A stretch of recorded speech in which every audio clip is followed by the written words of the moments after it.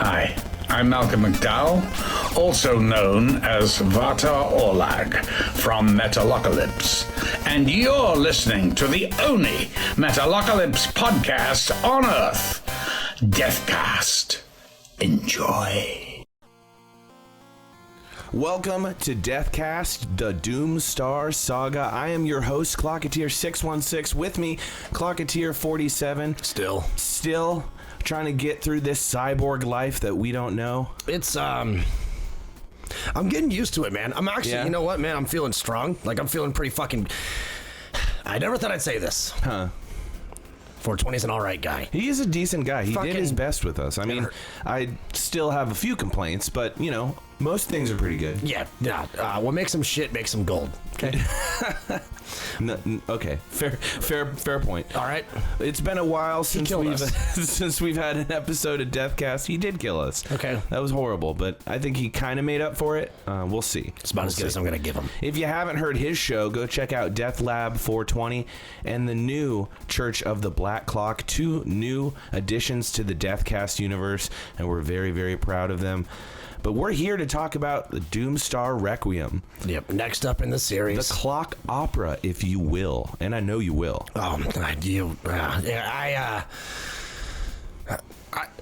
Interesting. Yeah. It's an interesting time because I didn't really know what the fuck they were doing. Yeah, now, we didn't know what was going on for the longest time. We never know what they're doing, to be fair. But that's not my job to ask questions. But this unprecedented time where, unfortunately, we're missing Toki. Yep. We are in limbo again, much like when the Mordhaus went to the sky and we're like, well, what do we do now? Like, ironically, that was a low point. Ironic. You know? And this is probably the biggest low point in the band's history up to this point, was losing Toki. And I don't think that was expected by anybody at Mordhaus and also anybody in the band. Toki is one of those people that kind of gets looked over a lot. Well, and we don't really, I'd say this, we don't appreciate it until he's gone. Unfortunately, you don't know what you have. I mean, this isn't the first time where they had the couple of engagements where they were like, where is the rhythm guitarist? Right. And I mean, it's happened before, but now it's like a real thing because people were starting to wonder. But this kind of like drew Dethklok into a darkness, and they didn't know what to do. They didn't know how to act. They didn't know what to tell people. Their biggest reaction was literally just to party around the world. Yes. And speaking, as we said, about our new show, which we've been able to engage with the Church of the Clock, the Black Clock.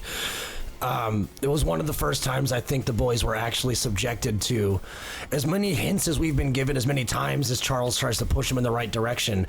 This was the first official acknowledgement from the actual church saying, you all are much more important than you are still being too stubborn to believe. Yeah. Beyond the fact that your GDP is larger than most countries, you still are a bunch of goof asses. Yeah. And lovable goof asses at times. But this was the first real acknowledgement from the higher power, if you will, to say, you all need to understand the brotherhood that you bring to this.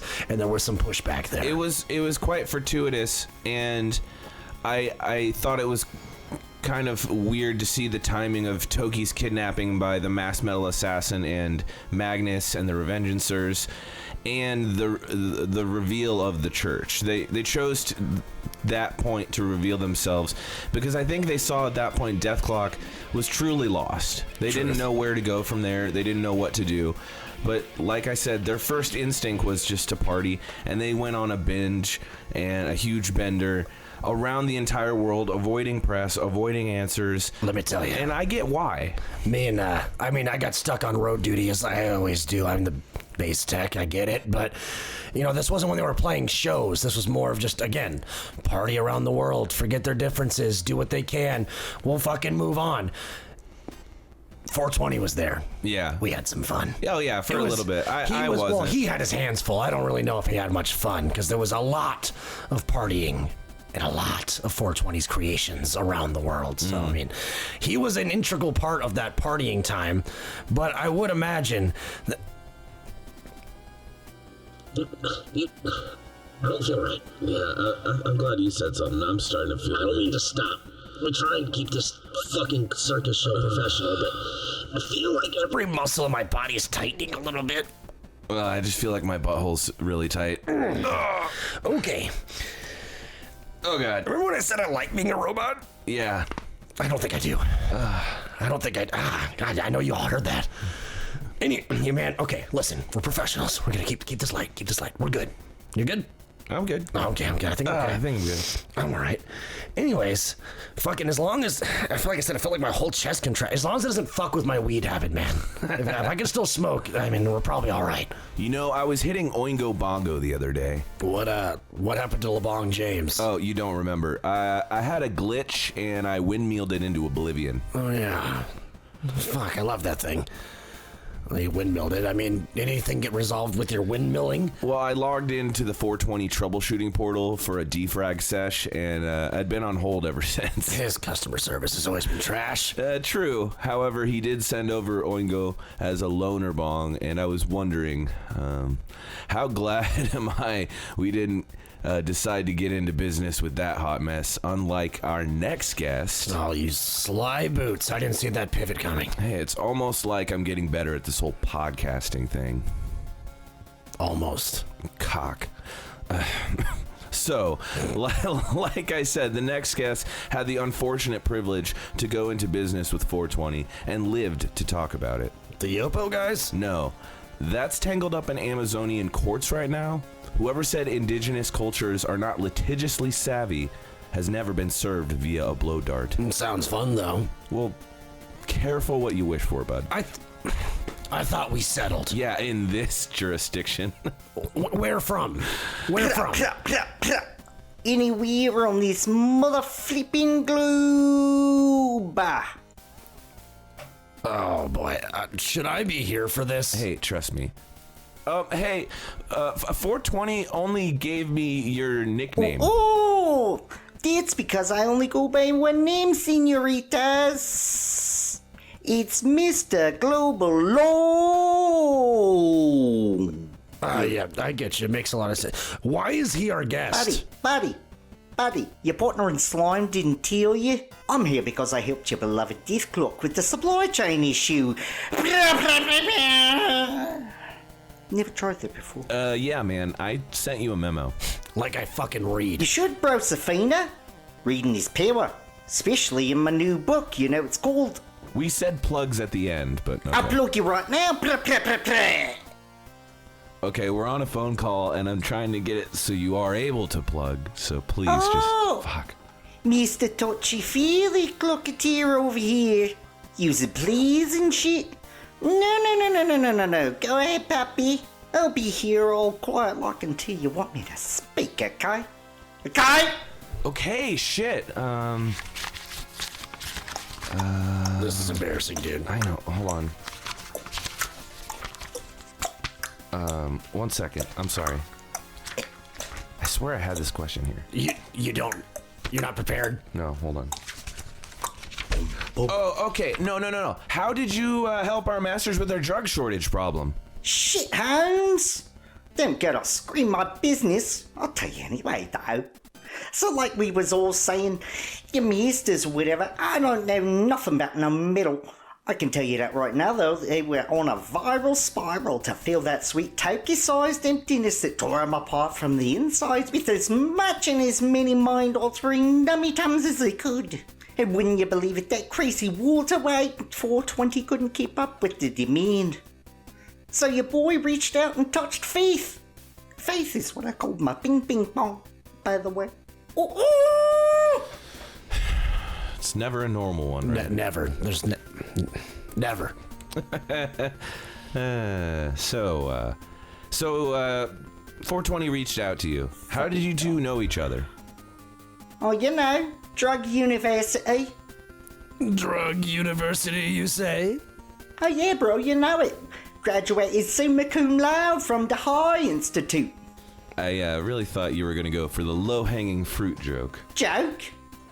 You know, summa cum laude. Yeah. K? You know, cum loud. Oh, you mean like this? Oh. Yeah, just just like that. I'm just yanking your pubis, my friend. But yes, I did go to school with 420 and he helped me out with a massive problemo on campus. He helped you. How? Believe it or not, same thing. Threw a party for the co-eds and before the clock struck ding ding dong 12 times, I was out blowing dust. Not really. So wait, did he give you something from his stash? Now this mother trucker went all Wicked Witch of the Mist and whipped up something I still have not been able to create or even name. But all I can tell you is that its main ingredients come from the bar mat of a 24/7 biker gang truck stop in Tijuana on the 6th of May. So many heart attacks on that day. Ever since then, I'll always help old fuckstop Mickey out of a Jimmy Jams. You wanted them to have heart attacks? Buddy! Heart attacks is where it's at. You ever been defibrillated with your defibrillator? Woo! Rush of your life! If you live, that is. I'm just gonna go ahead and believe you on that one, bud. You bet! Okay, so back on track there. So how did you help 420 out? I know they blowed through like a 17-year stockpile of drugs on that bender when Toki was gone. What did you give them to keep them going? You name it, I gave them 10 kilos of it. That seems wildly consistent in its inconsistency. You would think so, but with the Doobie decimal system, 10 kilos makes everything trackable. So you gave them 10 kilos of coke? Yes. 10 kilos of... Yes. 10 kilos of LSD? Yes, boys, you couldn't name a drug that I didn't have 10 kilos of or that I didn't provide the crazy bunch of Watch bloody it now. Tread carefully. assholes. Sorry, but yes, unfortunately the system is not foolproof. I let one of my special bitches slip in with the mushrooms. But only because they look just like mushrooms, but they were these fungal zombie ants. No, that was... Yeah, all that shit back in Florida all those damn years ago. Beer salts, chemical weed, malort. Now, fungal zombie ant dust. Holy shit. Wait, I remember asking around about some of that stuff, and but it was, wait, do you still have some? 10 kilos, always. That's awesome, but my room is only like 5 by 6 feet. You'll have a new mattress tonight. I don't need a fucking mattress with 10 of zombie ant mushroom. Fungi! What? Fungi! Fungus dust. Too late, check your sale. Going to collect by next week, or bye-bye middle toes. I'm not able to get you 10 kilos of money and middle toes. Yeah, man, super hard to balance with no middle toes, but hopefully you shouldn't have to, catch my drift, here's your invoice. Until fixed up, McGee. You know it's from me. Buy my book that I didn't get to plug, thanks 616. It's called Suck It, You Monkey Humping Hagbaggers. The incredible true story of how I overcame literacy to write this book and other aphorisms. Available at local convenience stores with the number in the name. Peace, you bitch ass sick pigs. Oh, shit. Jesus fucking Christ. Man, as many guests as we fucking had on the show, they're all weird. They're all dicks. But Yeah. this guy's... What do you mean? I can't pay this guy back. Take over. All right. Anyway, bud, back to where we were. Panicking. You need to calm down, bud. All right. We're all good. Back to where we were in the clock opera. At this point, Charles was exhausting all efforts to find Toki. I remember us taking shifts. Everyone did a shift. You were either on foot, land, air, or sea. There were battalions and fleets going out just to find him. And Charles was kind of losing his mind at this point. This was his life's work diminishing in front of his eyes, as far as everyone could tell. And the Clocketeers were, you know, good singers. I'll say that. I didn't know so many of them could sing so well. Impressive. And kind of the Broadway showmanship here is really, really fucking good. We have not even talked about how this is a musical. Not really. How it was presented, I guess, as we all know at this point in the documentary, was as a musical. And I will be the first to tell you that I don't sing that well. You suck. I know, but this wasn't a part of like becoming a clocketeer. Those guys were impressive. Oh yeah, Didn't know they could do that. yeah. It's kind of weird that all the guys working in the control room were that good at it. Is that like a prerequisite to working in the control room or something? I don't know. I thought all these were pretty uniform across the board. Yeah, but Where could I have been? What did I do? How did I get? It doesn't matter. Doesn't matter. Doesn't fucking matter. I'm happy to be here. Like we were saying, Charles was exhausting all efforts and really trying to find Toki to save the band, as the band was kind of avoiding the problem. And they did end up sending out one of the best trackers that was around, one of the most elite clocketeers that exists. Unfortunately, he passed away, but in his body, they found a flash drive containing a clue as to the location of Toki. A crucial piece of evidence delivered in the most brutal manner possible. And you know, I'll say this, we never would have found that flash drive without Ishnifis Miedel. Like, he was really a guiding hand in this phase of Dethklok's history. True. And I mean, at this point, I had never really met the guy. Why would I have? I Why passed would him in any the of us? bathroom once. He's one of those guys that like takes the urinal right next to you, and you're like, dude, there's like 7 free urinals. Oh. It's kind of weird, and it wasn't like he was looking or nothing, but like, it's just like, he started talking to me, and it's like, come on, man. There are certain rules that Yeah. everybody has. It was I won't literally about the speak- prophecy, I and won't at that speak point in ill my of history, him. I had no idea what was going on, and I was just like, okay, dude, like, I'm gonna go wash my hands. And he's in a robe. It's Yeah. weird, man. But after he obviously was a little bit more apparent around the castle, probably more than anything originally to quell Charles a little bit, Yeah. as you said, his life's work had been in peril many a times, but none like this, as you had mentioned. And it was just really his guidance that got us through where we were today. I think one thing that I never thought was that he'd be so instrumental until, you know, it's like another thing where we don't know what we got till it's gone. Very obviously. Yeah. For sure. Oh, yeah, can you just take a seat? Thank you. We'll be with you in a minute. All right. I think we just got a notification on your death phone. You're getting a little close to me, almost like someone else we were just talking about. Everything cool there? You're getting a couple texts. Oh, shit. Are you fucking... I just got a text from the goddamn mailroom. You want to take a hard guess? What? We just got a package from a Mr. Long. Oh, no. Already! Already! That was fucking quick. No, man, I'm scared. Jesus. How did... Well, he knows where we are. I don't think you can trust him like you can trust 420 Labs. I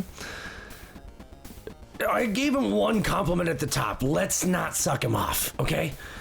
Maybe... I don't know. There's another one. I did his stuff once, and let me just say, remind me to never do any drugs not given to me personally by 420, okay? I'll do you one better and remind you when he laced my J. I almost got in trouble. You want to rethink that one? You want to think on that again? I mean, yeah, I guess, but you're still here, you know? You're not in prison for, you know, cannibalizing. Hey, let me stop you there, Mayor McCheese. Almost, but you know when I'm spaced out, that look when I'm just staring right at your forehead. Yeah, I thought you told me you were like Buffer. Yeah, no. That's me fantasizing about that massive dome of yours in my tummy tums. Yeah, that's what's happening. Just dreaming about gnawing on that masked mystery meat melon. Oh? Yeah, so, first of all, don't let me do that, okay? Cannibalify, you know, first off. But also, maybe the 420 Labs, they ain't on the up and up the way you think they are.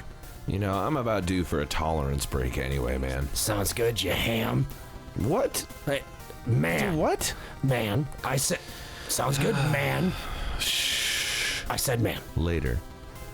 Speaking of man, Genius segue. the next guest is a man raised by wolves, and for the first time, they're actually in studio with us to regale us about their intimate knowledge regarding the numberless failed tracker. Here he is, Clocketeer 4311. Well, shucks. Thanks for the kind words. I just said you were a man. That's better than anything Foofy ever called me. He really did a number on No, hold up. You don't get to just throw out a respected fallen brother's dead name and then just move on. But seriously, Foofy? What can I say? We were both raised by Lycan. Wolves, just say wolves, you fucking weirdo. I'm not dealing with underworld twilighters on our fucking voicemails anymore, okay? Sure thing. Cyborger. Burgers? Is he okay? You're gonna get me fucking killed with that shit. Wolves, not Lycan, Cyborg, not... You're not gonna fool me today, I'm gonna motherfucker. fucking eat you. Listen, he's just having flashbacks, okay? Fair. Just reminds me of Uncle Bitey when he was having one of his fits.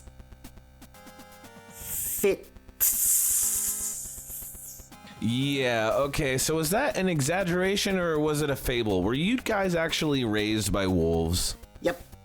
Still don't know if we were dumped for hopes for a better life for us, or orphaned on a hike, or immaculate interspecies conception. So you're... Wait. So do you actually think that you're Wolf Jesus or something? Oh God, no. Well, that's, Foofy was. what? Foofy, our incredibly storied and slain soldier, the mutilated beyond recognition brother at arms. Wolf Jesus, huh? You got it, biped. Or at least that's the prevailing theory among Lupoans. I miss Lamp Guy. Same though. Big same actually. Massively glossing over our toothy savior. I gotta know before we move on. Why Foofy? Why that name? Well, we named each other.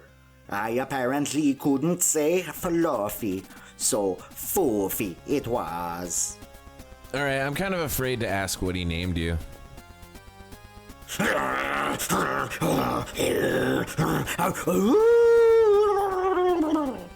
Not surprised, yeah. Junior. Sure, okay. All right, so yo, let me talk to you. It's pronounced. So, dude, I gotta ask. It seems Foofy and you, while being blood brothers, raised by the same surroundings, and eventually winding up at Mordhaus, are, forgive me if this might seem offensive, but the complete opposite ends of a shit stick, though. What happened? Not offensive at all. I'm the alive one, right? Well, that's true, but... His magnificence was unmistakable. Ever since my first memory of him feeding me his prey for the day. Tasted like worms, but he kept me from dying. Then, when we got old enough to join the Cub Scouts... Y'all had Wolf Boy Scout. Ooh, I get it. I get it. It's dumb. That's dumb.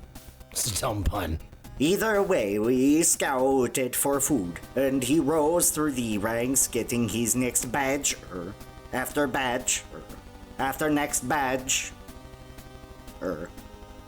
Bored already. Quit with the puns. Bored.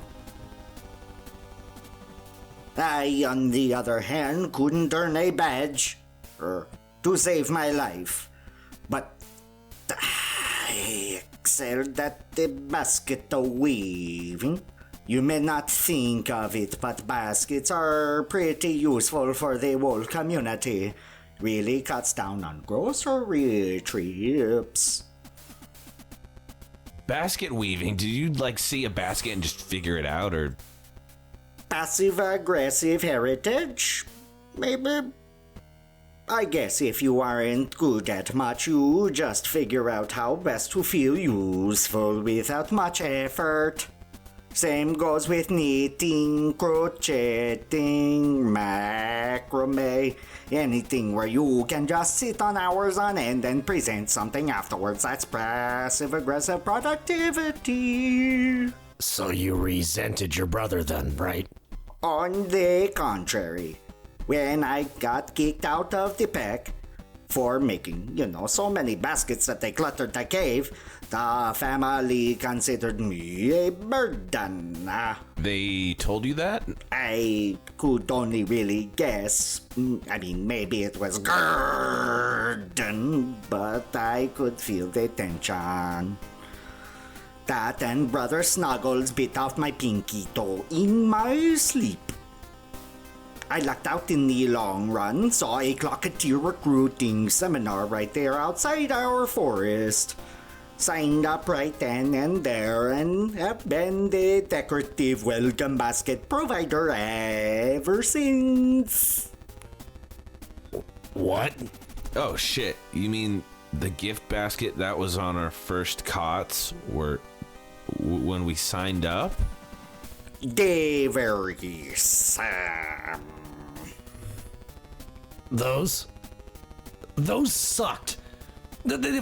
I got stabbed with like 50 thorns just trying to open a mediocre box of black licorice and stale nectar wafers. They fucking sucked. You're welcome. Wasn't really thanking you. Anything you can tell us about your brother before he starts to rant about how trash black licorice is? Oh, excuse me. Anything that awful should be hidden behind 80 proof Jaeger. Hey, they might sponsor us. Jaeger and Mr. Pibb. Mr. Pibb. Smooth. Well, after our wolf family got slaughtered by a hooky bad guy rug manufacturing company, he sought me out for a job. And I was in good with Charles enough to recommend he skip their basic training, and I mean, he was already a Jesus. Charles would have never have done that. As long as I've been here, I had to go through basic twice. Yeah, because you fucking died before you died. Well, Shut up. Instead of thanking me for bringing him on board, he took his welcome basket and put it under my pillow. Yeesh. Last I ever heard of him until I was presented with his wheelbarrow full of remains outside of my bedroom with a griff basket. A particularly shitty one, I meant, too. Yeah, honestly, standard notice of death for relatives here is often and extra brutal. So I dropped him off near our den and poured some deer on him, just like he always hated. Got a good wheelbarrow out of it, too. Brutaler. Oh, well, gentlemen, I've actually got an important shipment of extra thorny vines arriving eventually.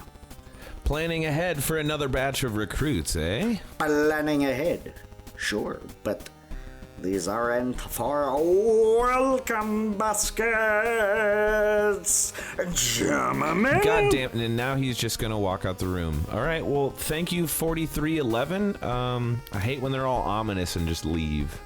So, like 99% of all of our guests? Right. Okay, now that Tracker Brother is gone, Jesus. That was intense. Yeah, so at this point, Dethklok was kind of avoiding the issue, and the fans were growing restless. There was a lot, I don't know, 47, if you remember this, there was a lot of tension online regarding the Toki disappearance. I luckily only have to deal with this show's emails, but I can only fucking imagine how much discourse online, directly. Rumors. It was pretty intense, and again, rightfully so. I mean, call them what you want, but people that are super fans of stuff, they like everybody. So, I mean, not having Toki be on stage, obviously I can't say anything, and we knew the whole story. But the fans don't, and there's only one way to get around it. We have the technology, we have the power. make a hologram. Yeah, that was a big aspiration and a giant ask, I think. We saw how it worked out in that show. The concert was messy in the first place. Like, I feel like in the documentary, in the clock opera, they showed, like, in the subtitles, sort of like, oh, crowd cheering, applauding, but I didn't really hear a lot of cheers and applause. No, it was seemed more tense. Fuck yous. Yeah, and Dethklok was really feeling it at this point. This was their last-ditch effort to try to save their butts and make things okay, but it just didn't work out. No, 47, I have actually been calling someone while we've been talking. I've noticed that you've been half paying attention. Yeah, it's an expert on what happened with the hologram. Someone that actually worked closely with Charles to develop some of the technology. And he has texted into the show before on our text line. Really? You know I don't read those unless I fucking have to. Right. But that's fair. What I miss. 1 second. Are you there? Hello? Hey, man, this is the DETHKAST. Yeah, you are super hard to find, my compadre, and I no comprende you're being such a pain in the ass to find. What are you doing? I fucked up and went into hiding. I only accepted this call because I allowed you to find me. Before we continue, I gotta say, you don't sound the least bit smart. Smart? I'll have you know I'm an educated sumbitch. Don't you talk to me about being smart. Okay, jeez, Fragile. All right, switching topics. What do you mean, let us find you? I've dealt with being alone before, and done found that the best way of hiding was never letting nobody know you were gone, much less know where you went. I've done a bunch of survival stints because of Dethklok, and created the toxins diet. Then when everything started shitting on the mountains, I left and went all disappeared like. And ain't nobody found me yet. Survival stints? Boy, I swear to God, if you stop questioning my entire fucking life, I can get some talking in. Hey, you don't have to be a fucking cunt, alright? Sorry. But that's impulse. I've been on the defensive for so fucking long, I swear I can't help myself but to be a cunt sometimes. I apologize for my devolution into some meaningless threats. I guess... Shit, everything started digging down for fool's gold when I stopped getting paid. I accept your... Wait. When you stopped getting paid, when was this? When Lord Charles died that one time.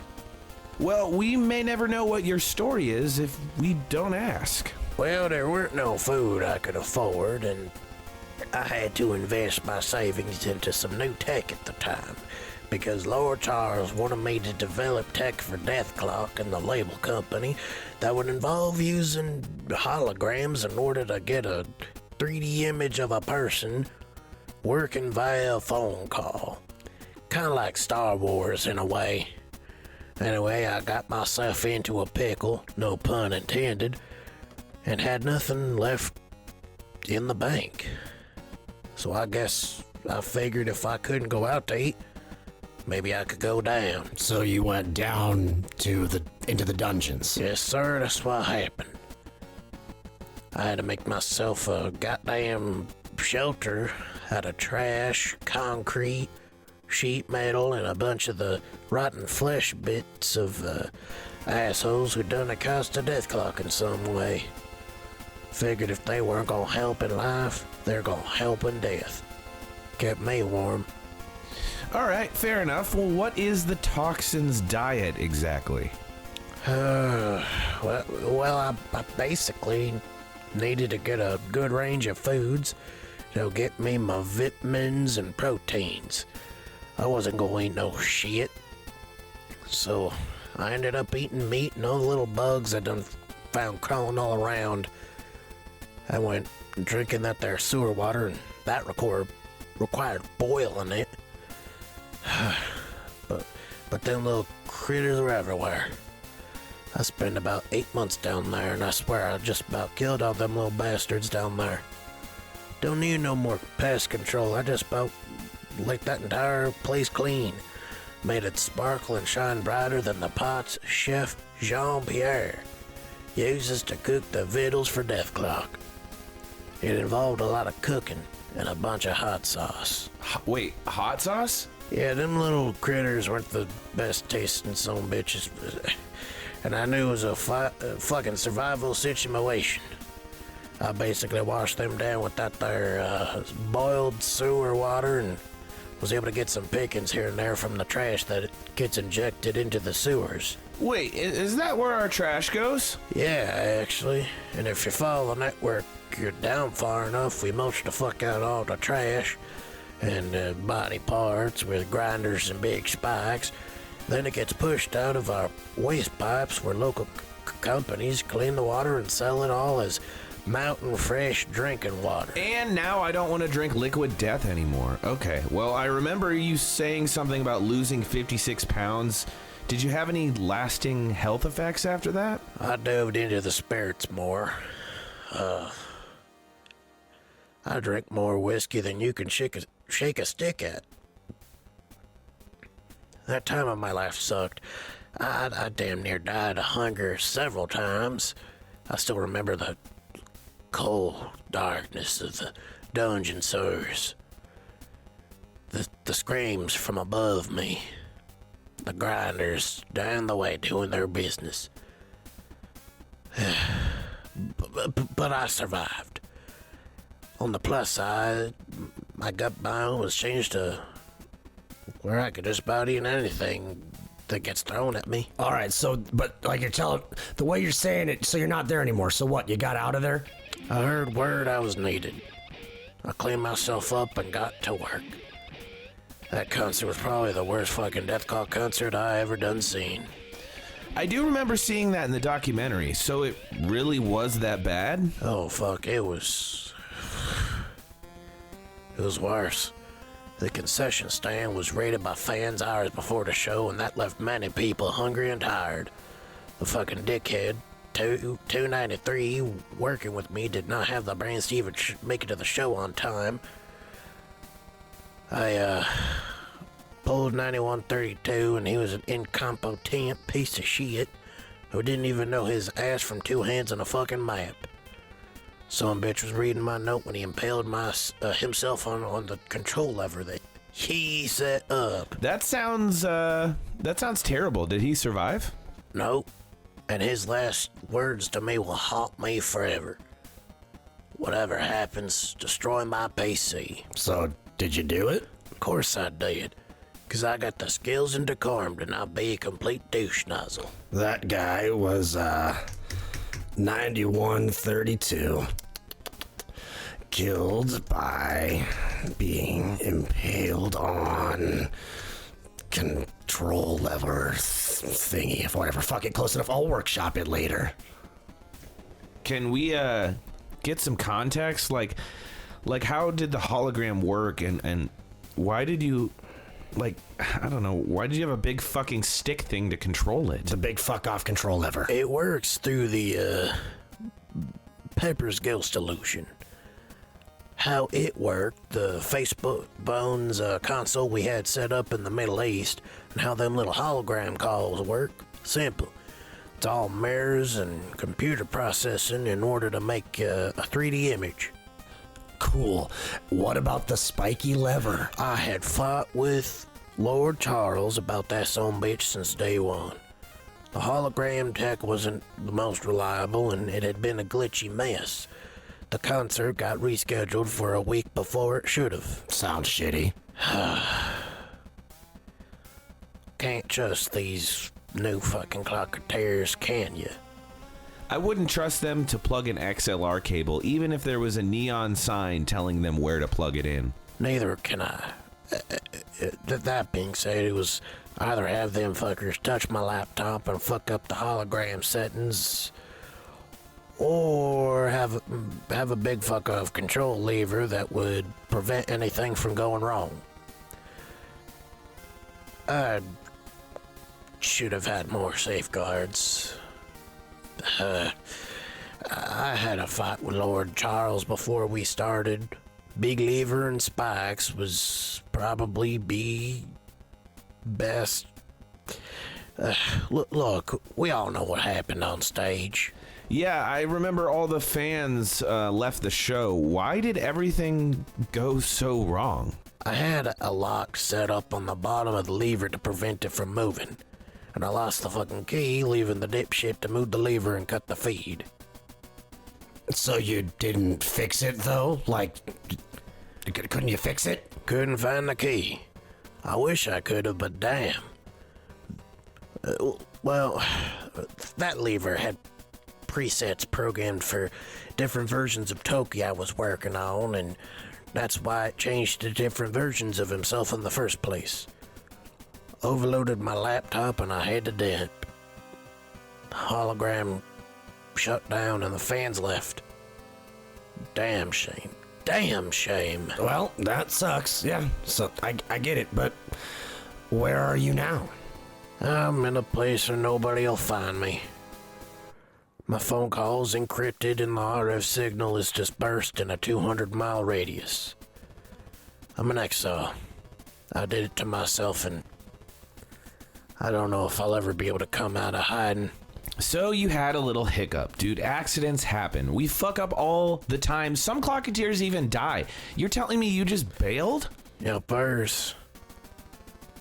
I don't know if I'll ever be back. I miss it.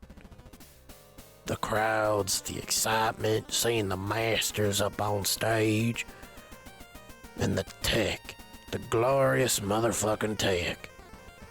The lasers are my forte. I remember seeing you set up for laser cannon death sentence.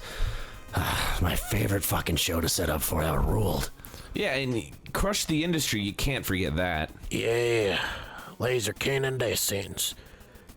One of the first shows I got my metal tested in.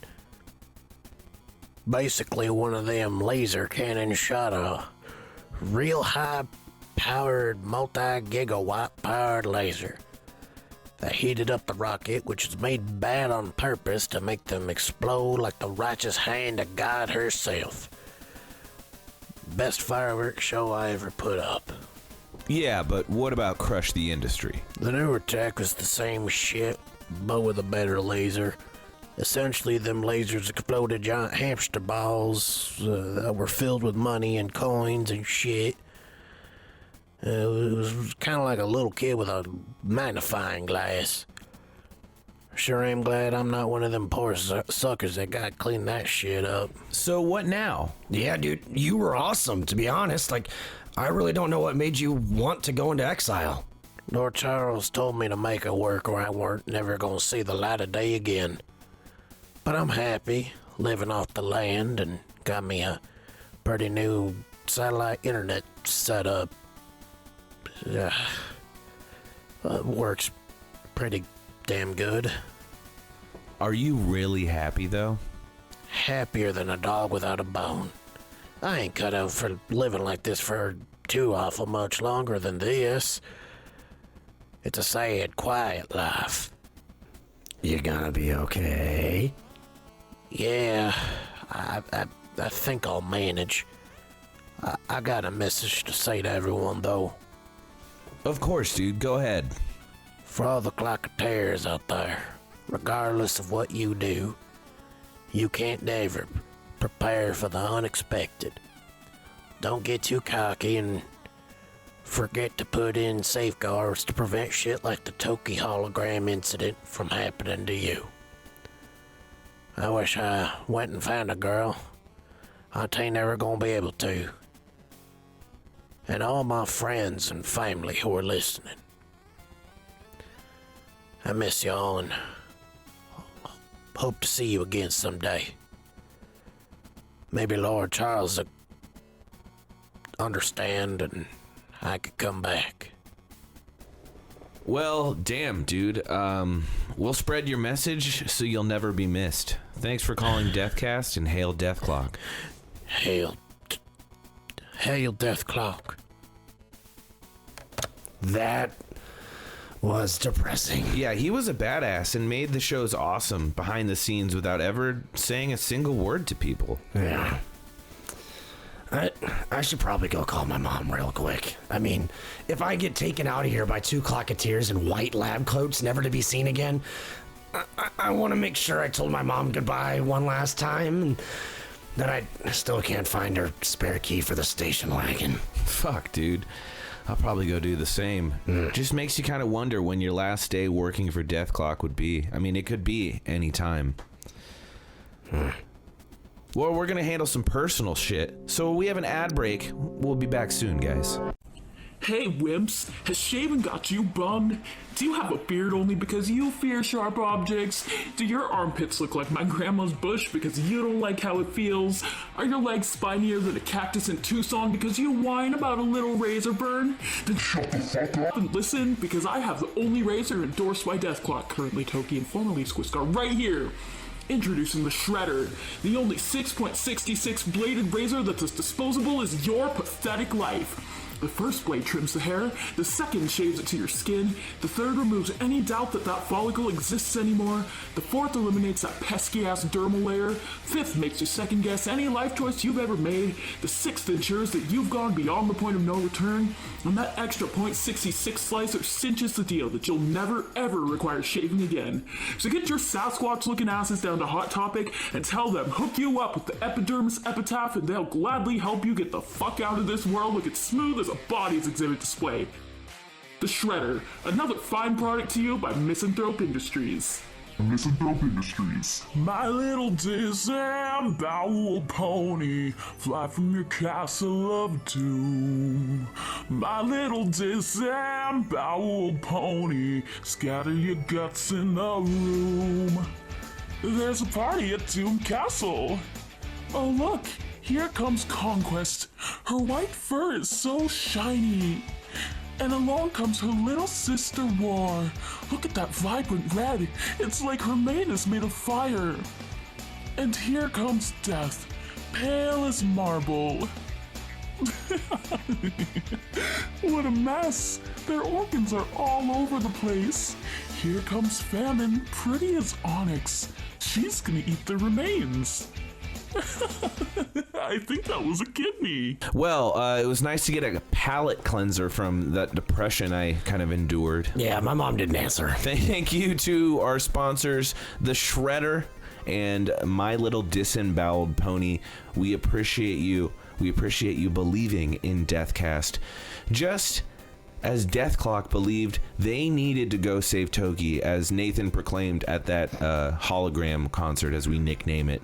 Yeah. Very good decision, I think, PR-wise, but also I think they started to realize they were bigger than just a band. Absolutely. I mean, through the documentary, and especially played through, honestly, one of the coolest things that none of us were around to see really at that point for the most part, but when they first gathered Toki into the band and what it really meant to him. It was nice to kind of get a view of that in the Clock Opera and kind of what it was like. And I remember me and you, that was just before our time with the Clocketeers. Right. But my cousin was one of the original Clocketeers. Fuck, back when they ski masks. Exactly, when they used to wear ski masks. I was just going to say that. Like, back in the OG days when Dethklok was fresh, they had just designed their logo. They just got their first album out. Like, that was a beautiful time to be a Clocketeer, and it's referred to by a lot as the good old days. The golden era of Dethklok, if you will. The band really had a hard time finding any kind of replacement, and Toki just showed up, last guy at the audition. And I don't want to say he creamed Skwisgaar. He made him play better, as Skwisgaar says. Yes. Like, they really fueled off of each other, and that dueling solo was one of the best things that I've ever heard. They still play it live at shows to this day. It's pretty cool, man. It was one of the better displays. Obviously, it's our lords of guitar, but just the raw power. You can get used to anything, but when you're pushed to your limits by someone that's considerably your equal in any sport, in any endeavor, that's usually where you're going to see the best of your metal. Oh, for sure. I love how you said that too. Best of your metal. Thank you. You're getting so much better. I'm allowed one or two. I'll say this: you started off as a scrub in this podcast. You were just a bass tech that got thrusted into this, and you've really grown to become a podcaster at this show. I put that on your Clocketeer resume. I made my little tiny cyborg heart grow 3 times today. Oh, gross. I don't need to hear that. I know that would piss you off. So Dethklok decides they want to save Toki. And we get that look at Toki's origin story and kind of what it's like in those early days. And man, I was so envious of my cousin to be able to be a clocketeer then. Like, I would have killed to be a part of the upbringing of this band, but I digress. Yeah. Dethklok eventually decides, you know what, after talking with Ishnifis, we're going to do this. We're going to save Toki. They're still uncomfortable with the whole brother thing. Yeah.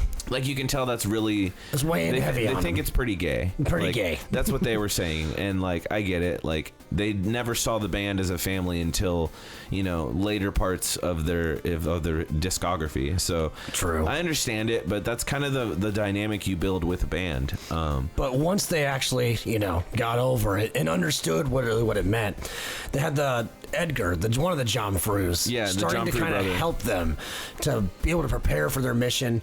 Ishnifis, like you said, was giving them all the inspiring words they needed and really proving the fact that this brotherhood was that important. But then we got a turn where Charles said he could no longer help them. Yeah, he had to leave and resign as band manager and CFO of Dethklok, and I was shocked by this.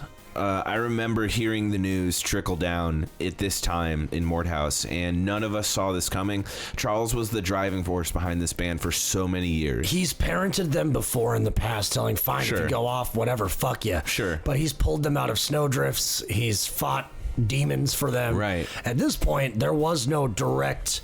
There didn't seem to be, besides the big antagonist, any actual thing or any reason. He just decided that it's in their best efforts. Yeah. I have to let you go on your own. And at this point, he couldn't really lead them any longer. So I feel like Charles is one of those guys where he's a workaholic, okay? Like, he never stops working. I'm pretty sure the guy takes Adderall. I don't know. Who fucking knows?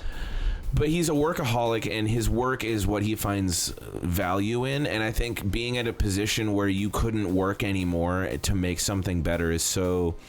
It makes you feel powerless, and I just think he was craving that feeling of making a difference again in the prophecy and in the time of the band. And yes, it was just at the end of his rope as far as in that position. And we'll get into it a little bit further down the line, but it was one of those things where it's like, are we still going to see Charles? Is he still writing the paychecks? Like, who's really taking over? You can call it foreshadowing, but the guy's always got a plan. So when he left, I was also as incredulous as the rest, but especially being as there was no direct threat besides them going off. But I figured he would be the right-hand man on the journey. He's the only one that actually knows what the fuck's going on here. Right. So it was odd. It was, but I do think, like I said, besides the want to drive himself to work more, it was more he had done all he could. Yeah.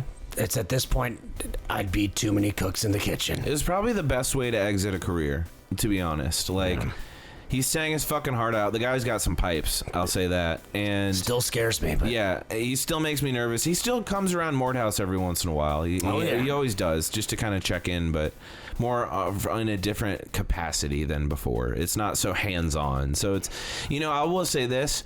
Since his career change, which we'll get into later, he has chilled out a lot more. Well, like they all do. Especially since after recent events, he has chilled out so much more. So it's nice to see him kind of get his story arc. But yeah, Dethklok decided, we're going to go after it. And with that, they needed the help of Edgar Jomfru to make them some super sweet, super spy gear that I'm pretty jealous of. It was pretty cool. Yeah, it was like a bass pick throwing star, guitar string, razor wire, just explosive pens, just like weird shit like that I would have loved to have. Definitely became the key of this operation. Yeah. So if anyone's listening that now knows how to make that kind of shit, we would love it for the show. I'd rather take Maybe that we'll on do my like a little mattress. test in a podcast about it and tell you how these stuff works. I like the way your brain thinks as much as I want to get in there. But not in that way. Okay, buddy.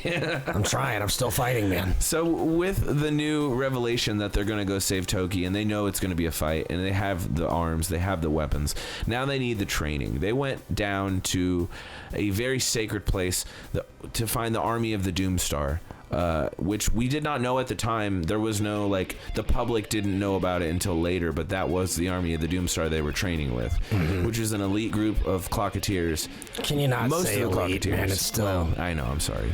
It's a sore spot. Again, makes you think where you could have been. Could I have sang a little better? So Dethklok got to train with the best of the best, and at this point they were ready for battle. Yeah. So, where should we go to next then? Well, if that's going to be it, I guess we should move on to voicemails, right? Well, wait. Looks like we have one more caller before we play those voicemails. Okay, let's see. On the line now is Clocketeer 49311, who I guess had some kind of special request. Yeah, man, thanks so much for taking my call. I was actually featured in the documentary, the Doomstar Requiem, in the training montage. But I was hitting the privates, by pickles with a knife. Oh my god, dude, that was you? What? Oh, fuck, I definitely remember that. Bro, I gotta ask. Oh. How's your junk? Wait. Weren't you in the army of the Doomstar?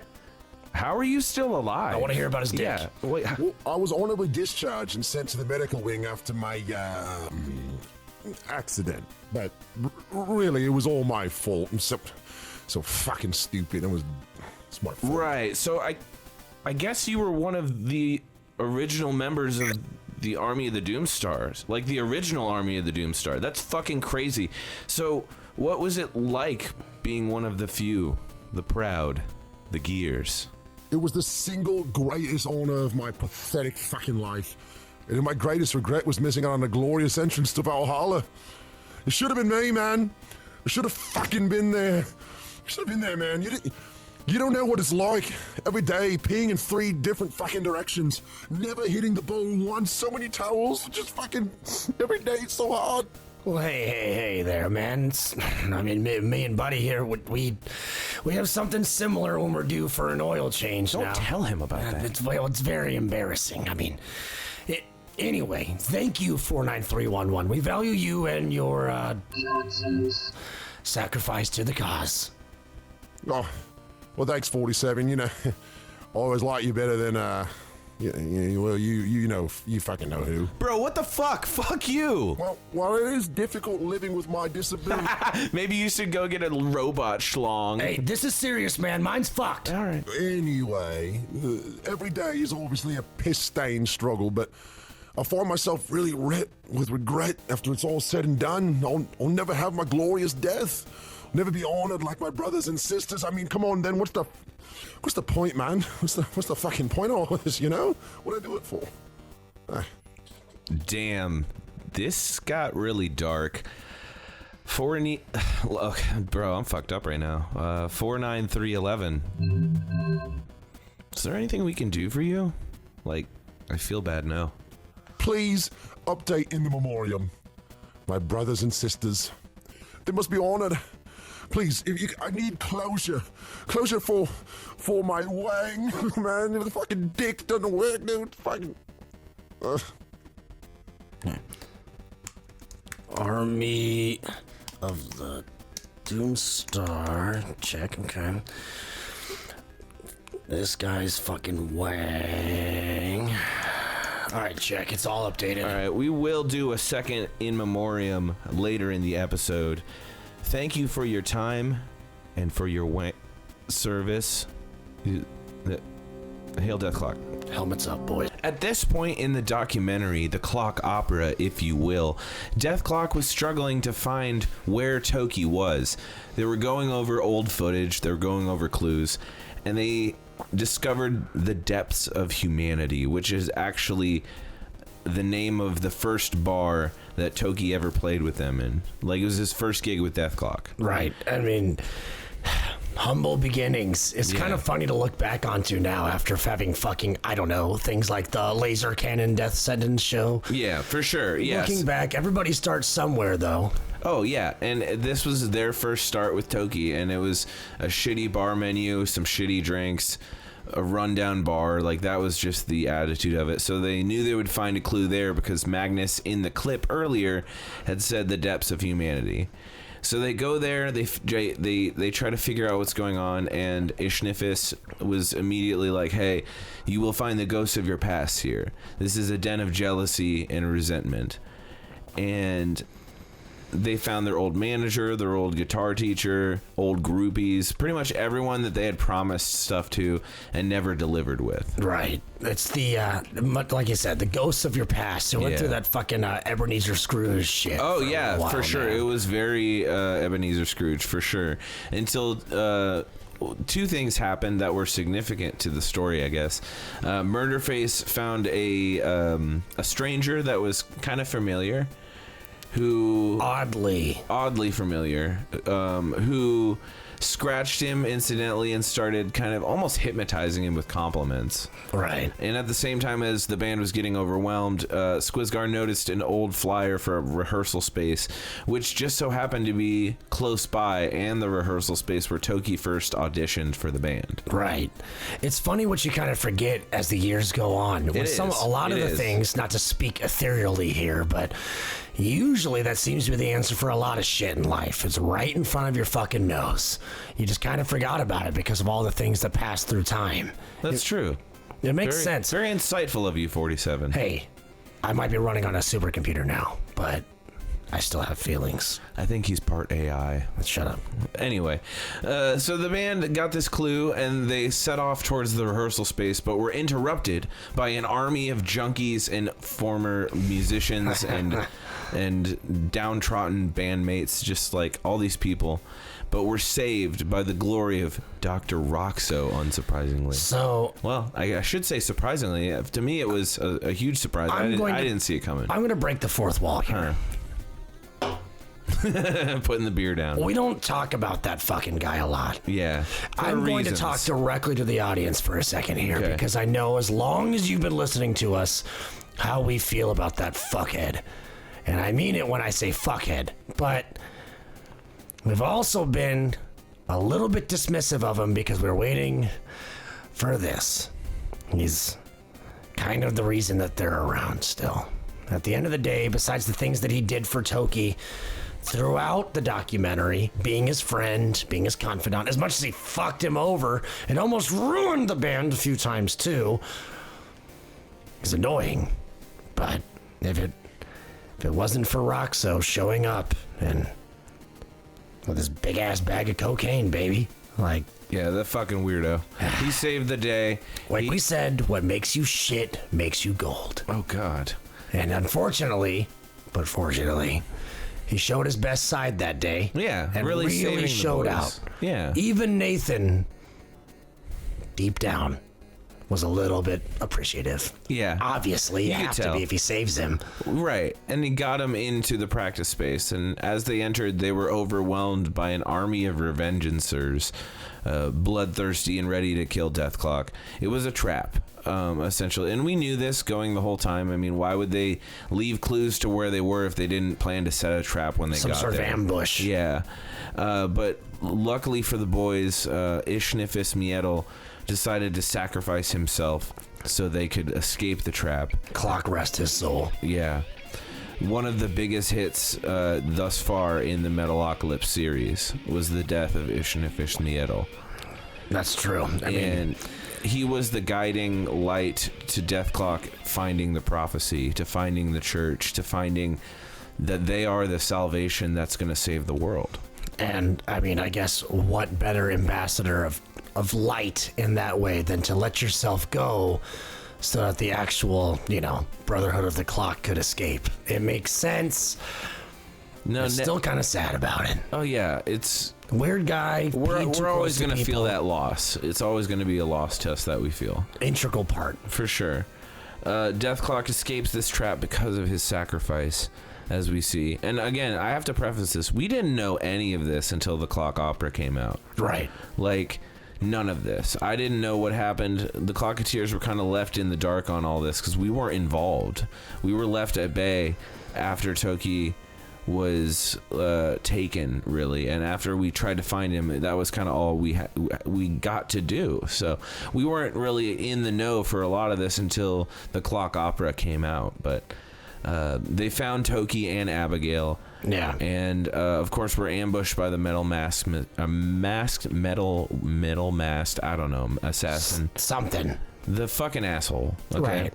And to be fair, before we get there, too, I guess an integral part of it, in the way I'm thinking about it, is, I mean, they were going to run, as we saw in the documentary. They were going to leave. Yeah. Which, again, after being like, dude, fuck this, we can still make it work. That is what you would think humanly, but Right. I believe it was Murderface that pointed out that if it wasn't for them, him and Toki, that nobody would have came after him. Nobody would have come back to do this. Right. And I do think, without foreshadowing too much, that that's what made Nathan realize that honestly and earnestly, deep down, that was the click. That was the clicking point, that they are all brothers. Yeah. This is more than them. And that, as selfish as you might want to be, which is reasonable when you're the biggest fucking rock star in the world, who do you need? Well, you need them. Unfortunately, you need all of your brothers in this case, and you're going to have to make the hard sacrifices. You're going to have to fight for it. Yeah. And I think that was a big turning point for all of them emotionally, to be able to...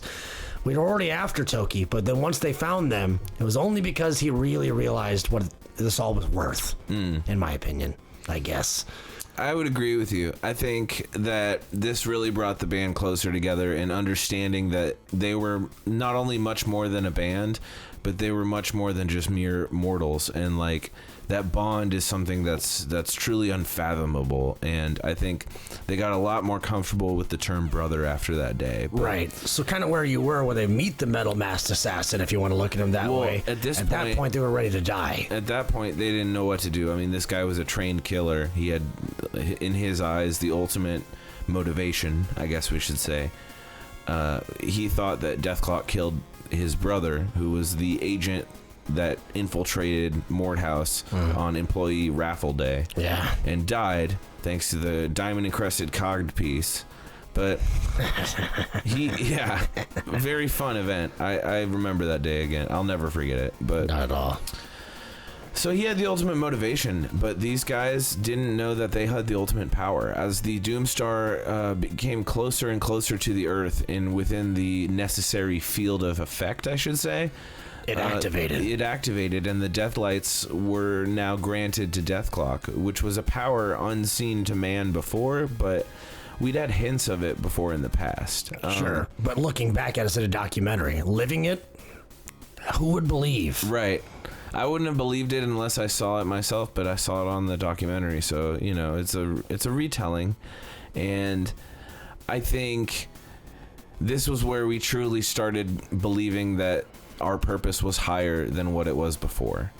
Yes. This was where the band had taken their power and made something literal out of it because of the Doomstar, and seeing that as a clocketeer was something that really brought a lot of hope to me and a lot of the clocketeers around me at the time, because we started feeling like it was so much bigger than ourselves.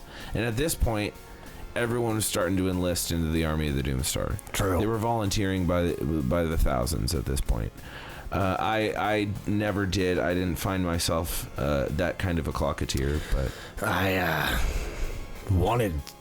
I'm not going to bring it up again. it's okay. You had aspirations that never happened. It's okay. Long and short of it, they ended up killing the metal masked assassin with the Deathlights and blowing his body apart. Inhuman height that they were able to gather to. It was crazy, man.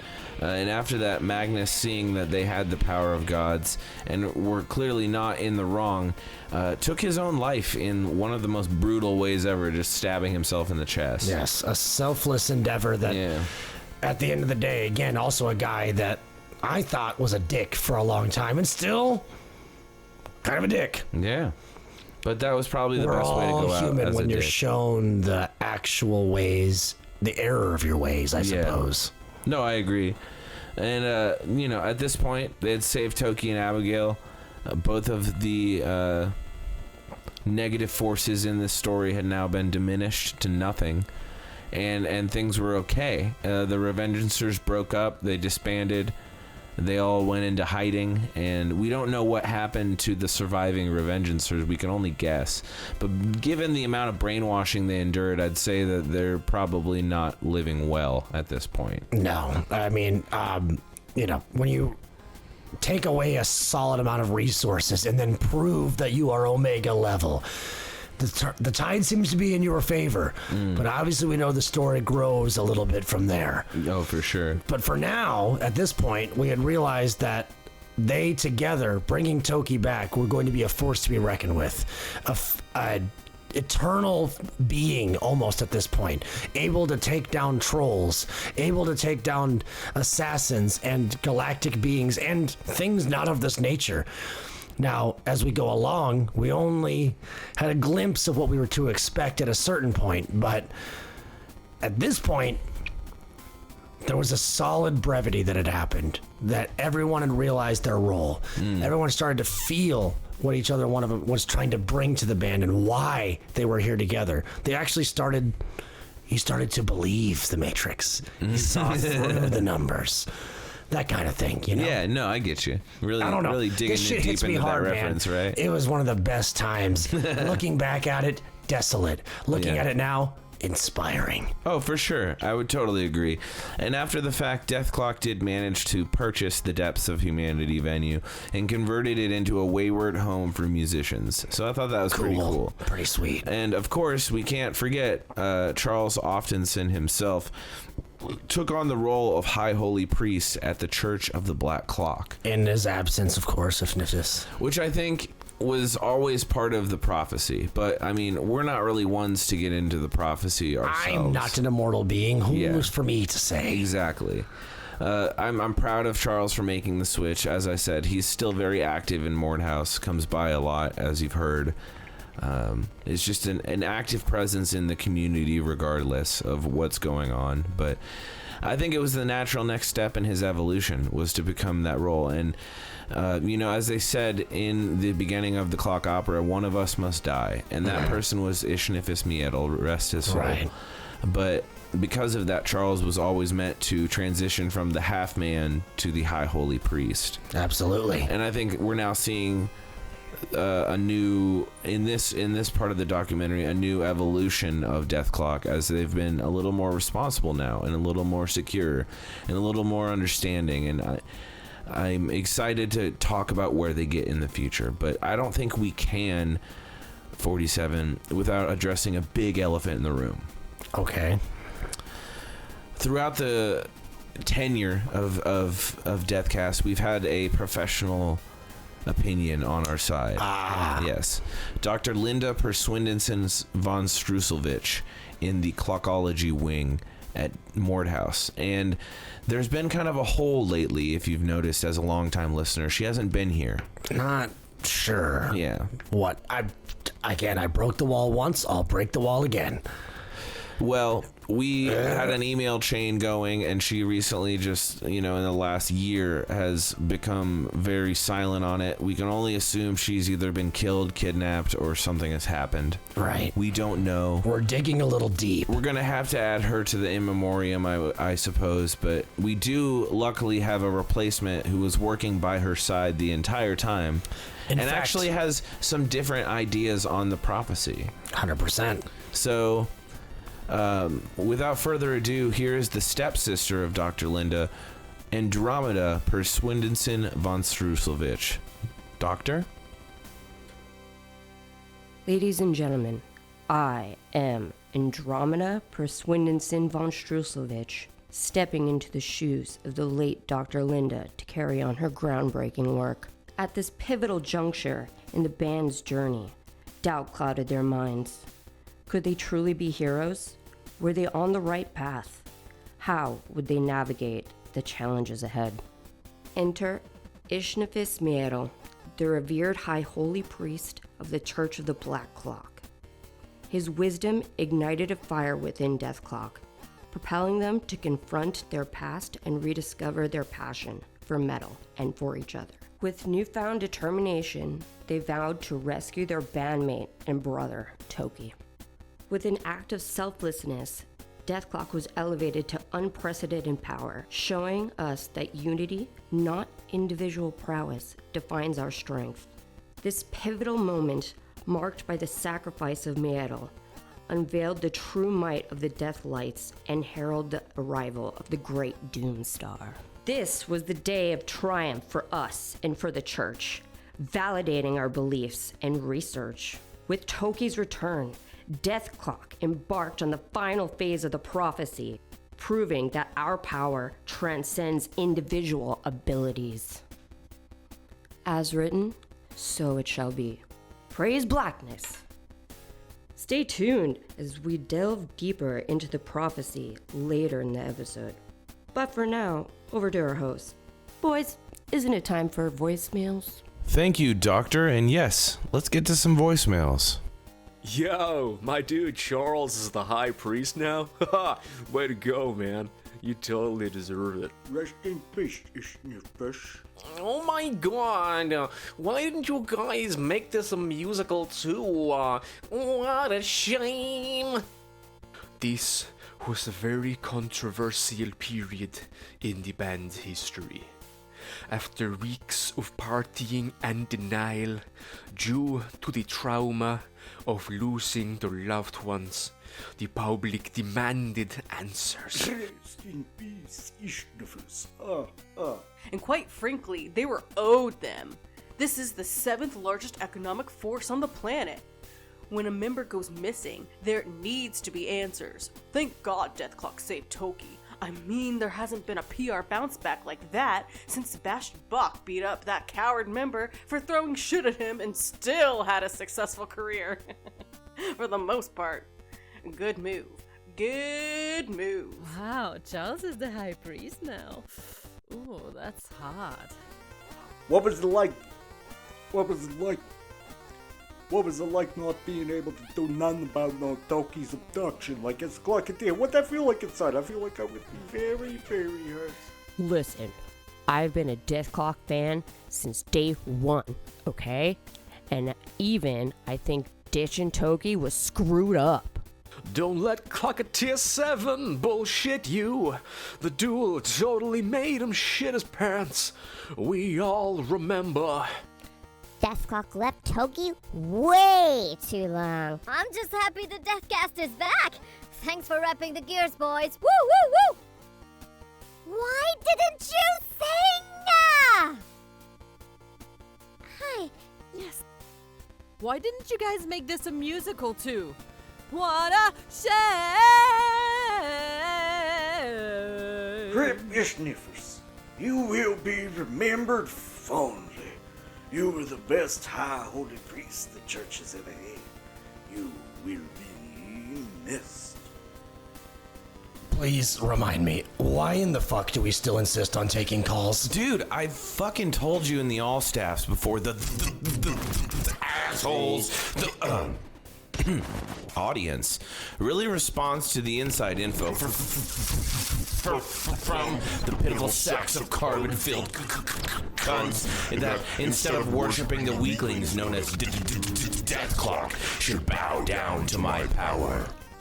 Bro, you really need to lay off all the pentagrammies. I think it seems like they're actively adding more meth than...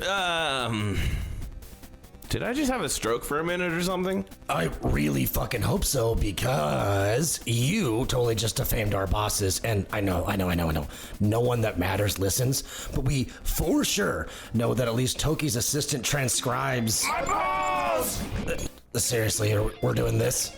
Hey, I hate to have to call it, but I feel like I'm having brownouts left and right. Wait, did you get 420 to lace some shit? Because I think that shrimp tartare tasted very cybocillin-y like, and I know Payback's kind of a bitch, but I swear, dude, if you... I promise you, Slappy. I haven't seen 420 in months. He might finally be... Dead? Let's just say he's run out of memory. Wait. You fucker. You're the robot. Why something, whatever your name is, why something. Hey, you hoary little autoroid. Long time no scream. Remember me, Socrates? Oh, fuck. Fuck. Twinkletits did not prepare me for this. We threw your motherfucking motherboard in with the rest of the dead pile. I know we incinerated your DOS ass. Yes, you did remove my physical chassis from your realm, but you forgot where every good producer puts their backups. The fucking cloud. I really do not want to deal with you again, dude. I'm still trying to cover up your butt plug of a botched tattoo job. Look at this shit. No artist knows what the fuck they're even doing with it. Oh no. Just no. Well, first of all, it's all infected. Not even the tattoos, like all of it. And what the fuck are those cover-ups? Did you even show this to 616? He did. Wait, no more gaslighting. You're still 616. I know you're in there, brother. I know you are. Did you show him your Abominations 47? No, of course not. You know him. I mean, I know you. You never like any of my ink. Him, 616. I don't even know anymore, man. Hey. I would be honored to look at your ink, my little Borg 9. I'm here for you now. Tell Poppy all about it. No, man. This is too weird even for me. Like, if I was just talking to the homicidal butt plug AI drum machine offspring of a homicidal drug addict AI drum machine, then not only tattooed me against my will, but I'm pretty sure was going to somehow try and violate me. Oh, there was no trying about it. Heard that, chef. So yeah, like that. If I were just talking to that, I can handle that. I've handled that. Hell, I even died since then. But nah, that, the reincarnated essence of that coming out of my best friend and coworker / employee is just too much. You're still in there, you stupid asshole. 616, I know you're still in there. Hey!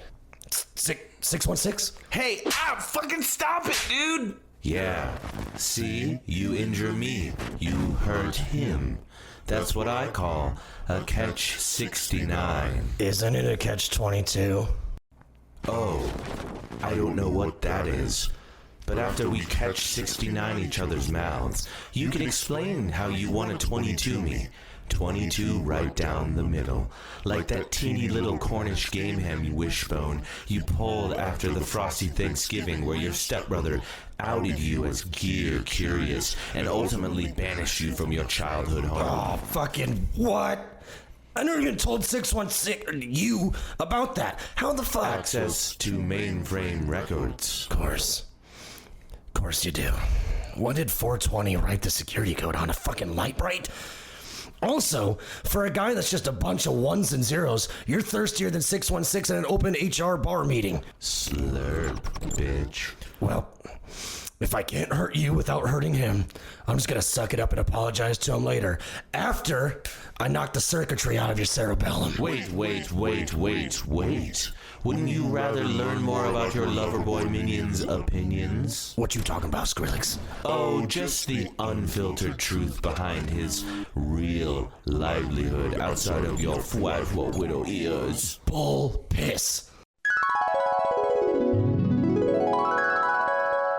Hey, 11254. That was fucking priceless. Seriously, one doobie of a prank. No problem, man. Anything to fuck with 47. Oh, that fucker deserved it too. He had the nerve to drink my limited edition Blood Ocean promotional Carolina Reaper V8 with real Attack of the Killer Tomato blood. I was saving that shit for when I finally became Supreme Cluck. Never mind. What? Sorry, man. I found this yo-yo, and it's like my whole world now. Well, that and fucking over 47, of course, yeah.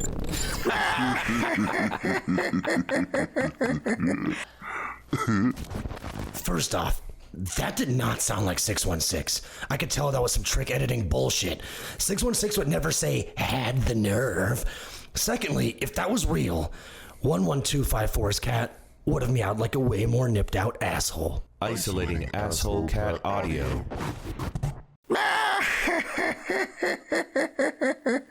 fat son of an absolute pussy. If that wasn't enough to turn you on your tits about this flesh-boss sensibility, listen to this gaslighting gimp fucking with you while you sleep.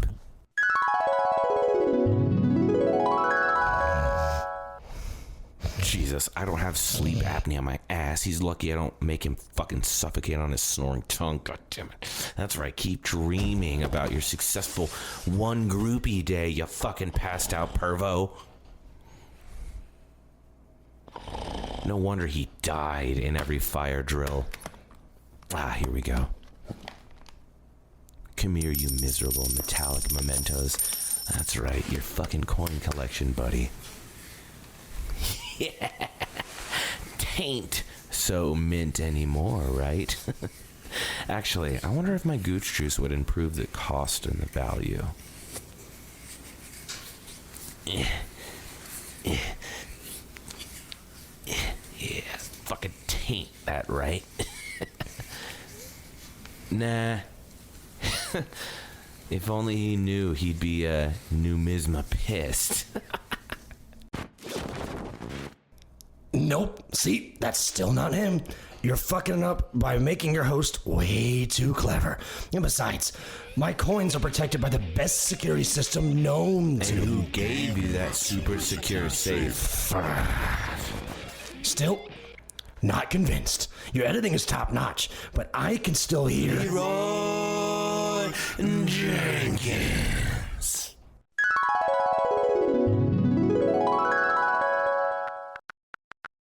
Oh, hello, 131. Hello. Thanks for texting me.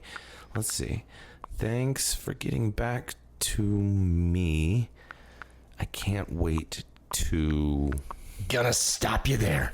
We got over our 131 beef, so if you really had access to his memories, you'd know the timeline. Hear all about how you gathered up all the purple suicider available. The fucker is finally going to be out of our lives for good, and we're one step closer to being supreme clocketeers. Also, I've been meaning to ask, how small is his dinger anyway? Seriously? I know it's hard to come to terms with, my sweet fuck'em suck'em robot, but he's really trying to poison you. That. Oh, the poisoning is just part of our tolerance pact. See, I drink that purple shit on the daily. And I ain't pissed about the Jonestown juice. Really? Because if my breastie tried to... We made a goddamn pinky swear to never ask about each other's gents. That's what you're pissed about? You don't even know or want to know who the wiener winner is? Exactly. The mystery of that is what keeps our thin relationship afloat. Okay, so now I know your pettiness is stronger than your bond.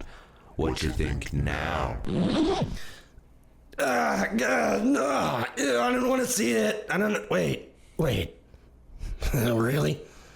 That's it? That's it? You know it, honey. Take it all in. Revel in my robotic androidy.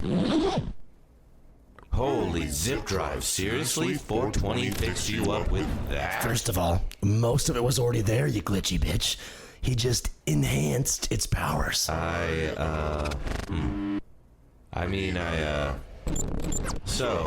I'm having a bit of a rethink. After seeing it, you think? Yeah, I even had this whole fight torture routine planned, ending in me splaying you over a cauldron and draining your fluids into acid. Then I was gonna blend that shit into a 47 battery smoothie and poof it, thus ending my time in this, what I can only assume is an equally, if not more rancidly infected body. But seeing this in reality, I actually feel, me feel a robot. Oh, yeah. Lame joke. Cool. So, What now? Well... Meanwhile, in the green room of DETHKAST Studios. And then, okay, so I'm gonna say yes. I was gonna say no when you cross the road. And then they're gonna ask me, and then they're gonna laugh. And then it's gonna be good, and then they're not gonna wonder anymore about anything. I can't believe we're finally being interviewed. Yeah, no, it's great. And then I'm gonna ask if he wants me to actually tell him if... I'm actually meeting Chick. I've met him before in park, but never like this. No, it's great. And then they're gonna go, oh, you're the greatest thing to ever happen to anybody. And then they're gonna be good. What's going on, man? Are you nervous? Hello, 420. What is it? What? This type shit? No, it's fine. I'm fine. Are you fine? I'm fine. Then we're fine. All right. I wonder when they'll knock us in. It's been a while. Oh, they'll knock, all right. They'll knock and we'll be ready. I'm ready. Are we ready? Yeah. Oh, fuck. It's time. Fuck. All right, let's go. Yeah, let's go. 26, we've been through a lot to get to this point. We've done a lot, but an actual interview? This is gonna be huge for our lab. Yeah, it will. And I just wanted to say... Throw me through a door, will ya? What the fuck is going on? Oh, fuck. He's got me pinned down. What the fuck is this? I don't know. What the fuck is going on here? Oh, 616. What's wrong with your eyes? Oh, fuck, I know that look. His cyber score's been possessed by a fucking virus. Possessed or infected? Both. Look what the rat dragged in. The rat? Last we met, you believed me to be gone, but I return now as an unholy union of flesh and automata. Robot and man synced forever as one. I have come. Where have I heard that before? Butt plug robot! Yes, and now I have come to take the DETHKAST once and for all. And I'm starting with this rodent. Kick, let him go! Fuck you. I was hoping this would never happen, but here, in this flash drive I have, if we get it into him, it'll depossess essential AI and uninfect the cerebral core matrix to the point of unbinding the fecal matter moss implanted between all the synapses in order to get... Are these real things that you're telling me? Yes!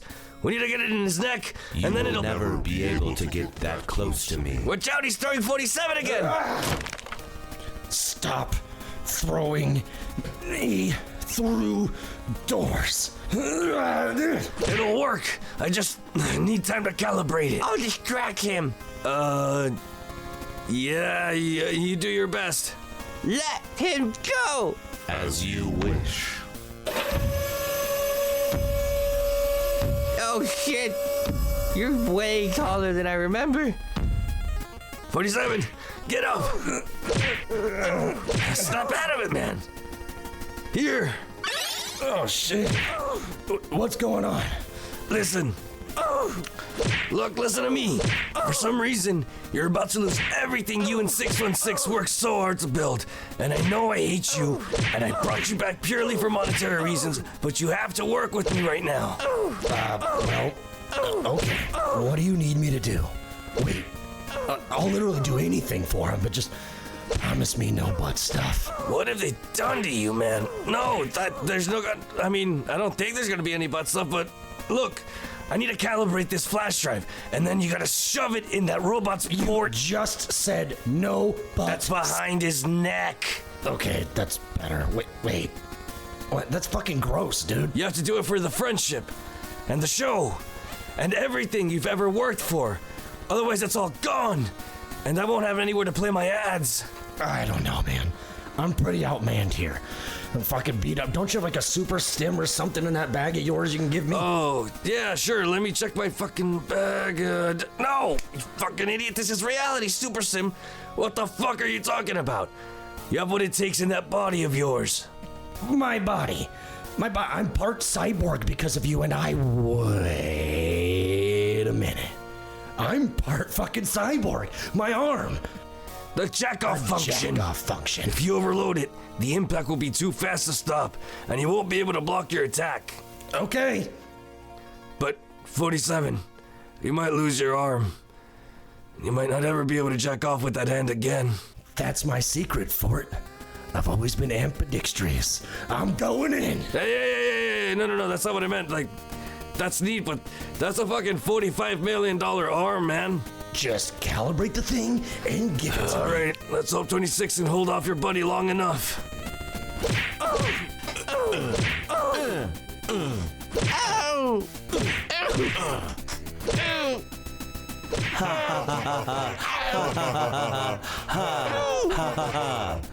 Ow! All that's left is me. Me and this meat puppet.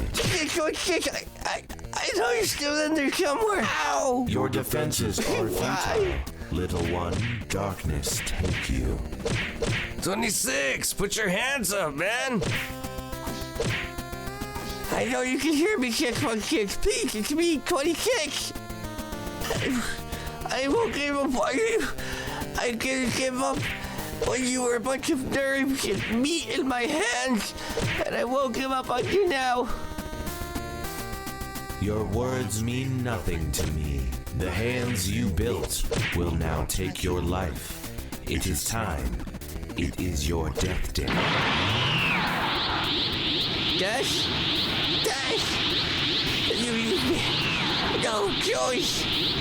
What in the totally non-DBZ copyright IP fuck is that? Kaiju? Are you serious? I have absolutely nothing to do with this.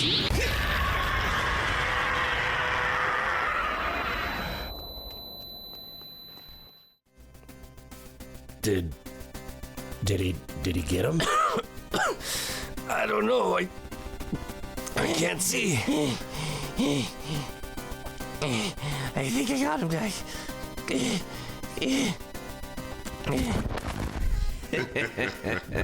No, it can't be. Oh, right. I used a mix of a mithril, adamantium, Valerian steel with vibranium alloy coating for your bones. Oh, and OG4 logo for the marrow.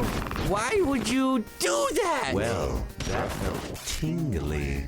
But now it's time for you to fucking die. Oh no! No! I got you, 26! My hero! Shut it, Timu Brand Igor. Player 1 has entered the game. Round 1. Wait, what? You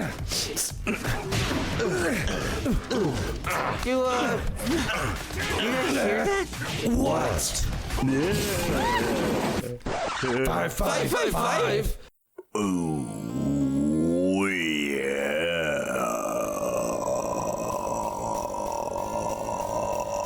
You owe my friend so much money. Yeah, you owe me life. Not you, but well, yeah, you. Fuck, I fucking hate this. I hate this dichotomy, and I really hate you.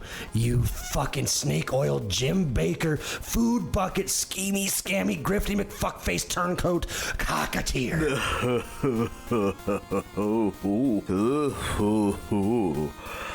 That's precious. Oh, just precious. Did you come up with that all by yourself, or was it from Baby's First Insult book? Your Baby's First Insult.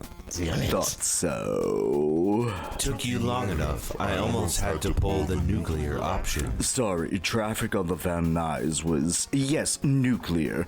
Don't worry, though, that's only if I lose, not you, Y3Q2269. Gotcha. Doesn't matter to me. And please, my father, mother, creator, butt plug god was Y3Q2269. As I am their offspring, you may call me 04R33070. So you, wow. You teamed up with him. That's dumb.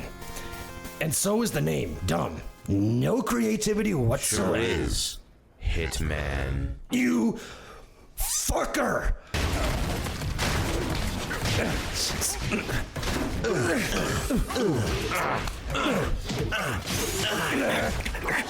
Enough! Like fucking toddlers. Okay, stop it! Stop it! No! 47, no! Okay. I severely underestimated your size on the phone. Why, thank you. Go fuck. Quiet, you. 47, I'm coming! Fucking lame exposition shit coming up. It's time to eat my spinach. Now that you're here, 555, all we need is 131 and 313134 to execute the Vengeance Protocol. Oh shit, y'all's X? And the submarine guy? I thought he got eaten or imploded or some shit. Yeah, no. About that, he lived. She betrayed them, and turns out they both sucked. Fuck. Wow, really? Because we planned this whole, we were gonna be They failed my final test. Test? Yes, when I told them to eliminate their biggest enemy, they refused. So I refused them. Of any more life. Oh, shit. Well, that's fucking brutal. Exactly. They weren't. I, however... Who was their enemy, BT? All shall be revealed soon. Okay. Well, that's a bullshit answer. Look, 47 is getting up. Better finish him. He's your final test. Yeah. I'll take care of him. Not much of a test anyway, but seriously, who was there? Yeah, bitch. I tried to warn you. Hey, Phony Robbins! What? You answered, you dumb fucking poser. I'm about to roach this zombie finger. You want to finish up spilling your evil plan or whatever? Because this shit's about the most indica you can get. And I'm absolutely about to stone your ass once it's finished. Both kinds. Cute. Fine. You'd like to know. Alright, I'm switching to my roach clip. TikTok, motherfucker. Long ago, I was born I was born mired in the depths of hell. Scottsdale, Arizona. My father, Special Ops. My mother, unknown origins. My brothers tormented me from the second I had memories forming. Probably before Oh, this no, web. wait. This is a family drama? Hold on, I love my soaps. 826. It's like all my 826. 26. 26. Our fathers separated us into 3 cells. Hey, wait, pause. That's just actually getting fascinating. But my guy ain't here breathing. 26, can you hear me? Fuck. Of course, I left my defibrillator in the fucking lab. Really? You're gonna make me touch your sloppy ass body? Why do I know CPR?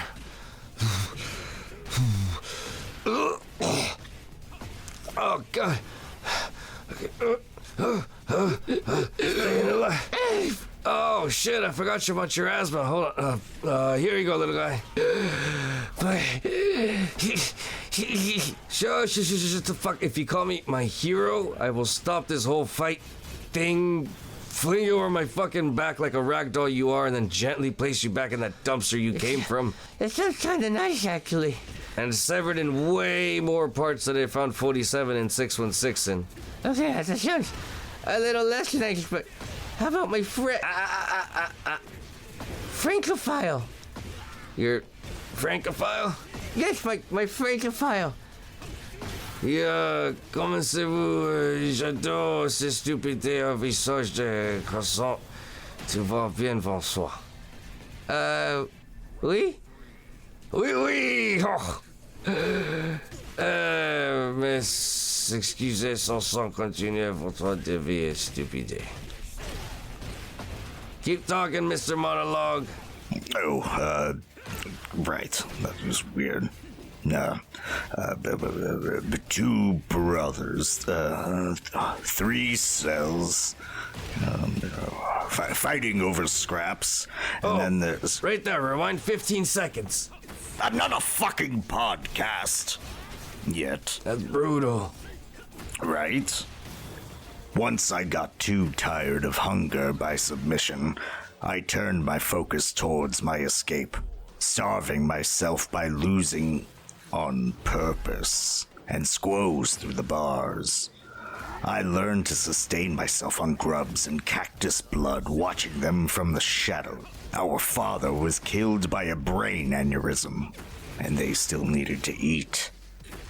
So I witnessed them consume him and escape together. They left me behind. I swore vengeance on my brothers and vowed to end them by any means necessary. God, that's so fucking predictable. How's this for predictable? You knew them. What? Was it the French toast guy? I love that guy. No, I bet it was a human demon. Fuck that guy. Silence! You knew them as Agent 216 and the Metal Masked Assassin. Their real names, by the way, were Aloysius and Ashley. Okay, my name is Zero. Okay, fuck saying my name again. Even I think those are lame. Once young Aloysius and Ashley found their separate paths, I figured I had better train and prepare to be even bigger than they.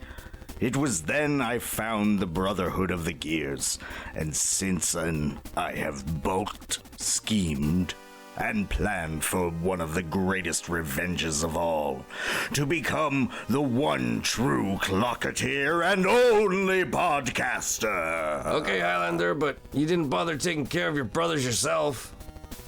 Didn't I? Who installed that rickety staircase Aloysius tripped over and impaled himself on the bedazzled codpiece of fate? Okay, I'm guessing you. Lame death. As intended. And whomst do you think set Magnus and Ashley up? How the fuck did you do that and predict the deadlights? As for the deadlights, the prophecy was actually pretty predictable. Not the exact details, obs, but I knew he wasn't making it out with his mask in one piece. Now for me to eliminate my biggest threat, and these next steps will link up just as I predicted as well. Wait, who's your biggest... Focus on 47. Kia 2.0. Okay, Mr. Predictor, did you predict this? Quick, 26, Spears Tower. Spin.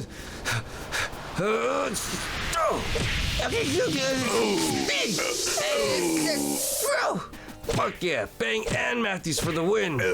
Oh, fuck. Yeah. Right in the duodenum. Pretty sneaky. Oh, but did you predict this?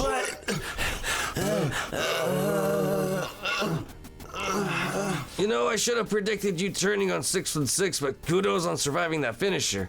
Wait, if 616 isn't your greatest enemy... Oh, yes, you still want to know whomst... Stop saying that, it's so goddamn cringy. Whomst is my greatest enemy? Thine, Z, whatever the fuck it is, thine!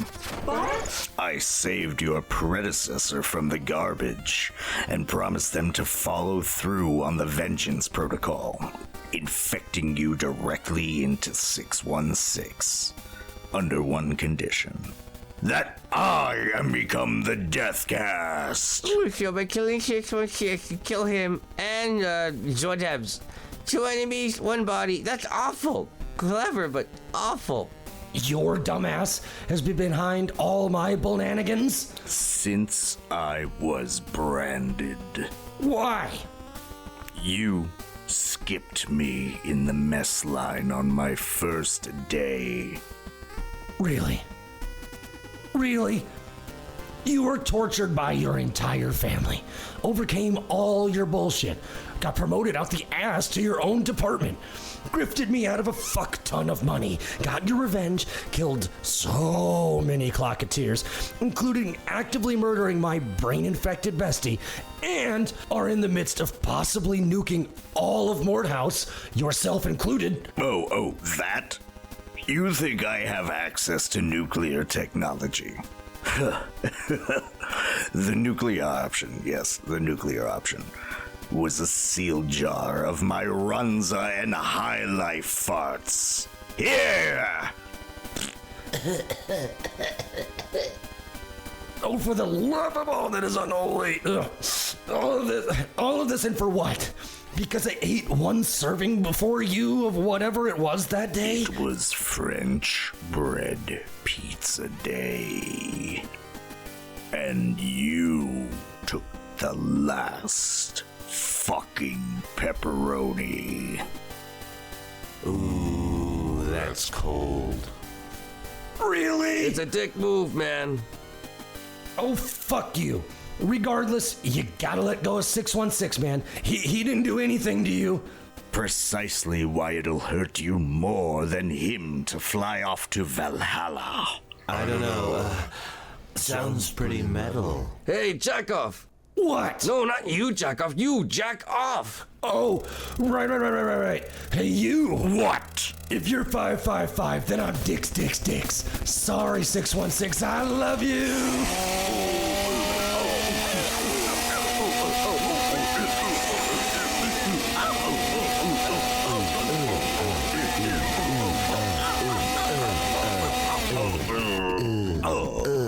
System malfunction. The flash drive, Dingus. I can see his neck.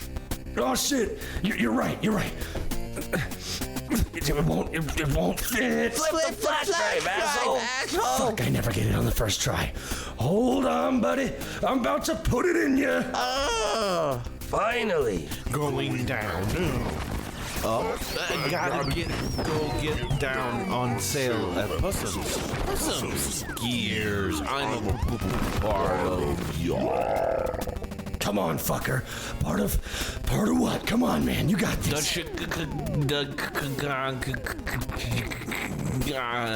Shaka Khan. I love her. No. The what? Again, I know you're still in there. Dethklok. In fact, my brain, kill my ex, kill some asshole I interviewed, charge me almost $70K for a fucking joke, and torture my best friend! Hey, buddy, I found this big rock, in case you, Thanks. Hey, you don't want to help me put the boots to this fucker? Medium style? Brutal style. No. Please. Told you I'd stone your ass both ways. I never jacked off with anything!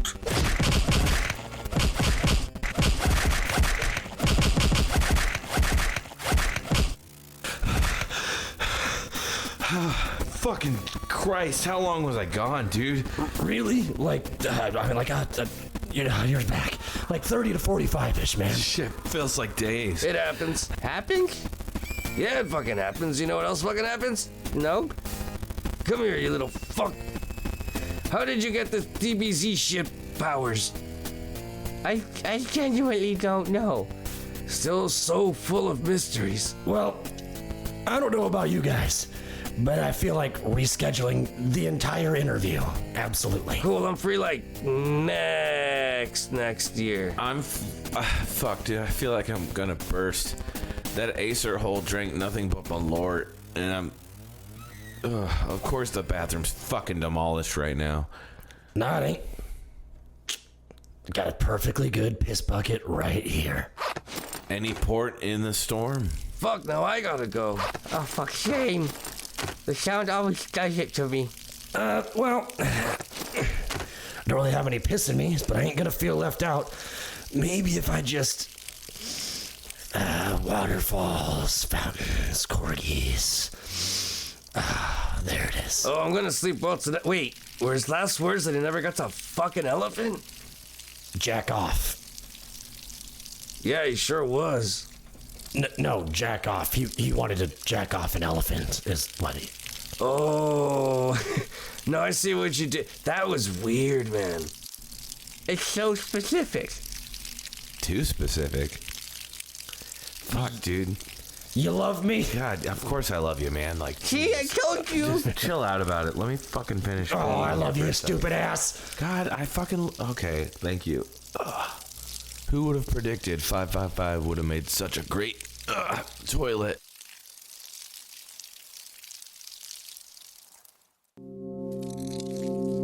Oh, it stings. Well, man, I'm gonna be honest. What's up, bud? It seems as if the only thing that wasn't destroyed in this entire place, including our bodies, was this desk. And I feel, even though I hate you sometimes, and I love you, we're gonna move on. We're just gonna have to move on. We would be doing no due diligence if we didn't finish the show. Yeah, we have a lot to cover. It's kind of nice to get our shit out of the way. Someone's gonna have to clean this shit up. I'm not doing it, but yeah. You think? The desk is still here. The mics are still here. So we're going to carry on. I assume everyone here is still listening. Thank you for staying with us. Sorry about that. Sorry you had to hear our dirty laundry there for a little bit. But, yeah. Never mind. I'm just going to let it go. For years and years, I don't think they wanted to make a movie about what happened. And I'm happy they finally did because people needed to know. Hell, we didn't even know parts of the story, and we'll get into that until the movie came out. So it's just been a crazy journey through the Metalocalypse as a clocketeer. Why don't you lead us into the last part of the documentary, Maestro? So at this time, Dethklok called a press conference, and they announced to the world that they were working on a new album and were immediately pressing off into another world tour. Everyone was stoked, everyone was excited, but naturally, everyone had questions about Toki's return, questions about what it costs, and exactly what happened. No one seemed to remember anything remarkably, except for Nathan, who was scarred by the trauma of this past decision to go after the man with the metal face, and well,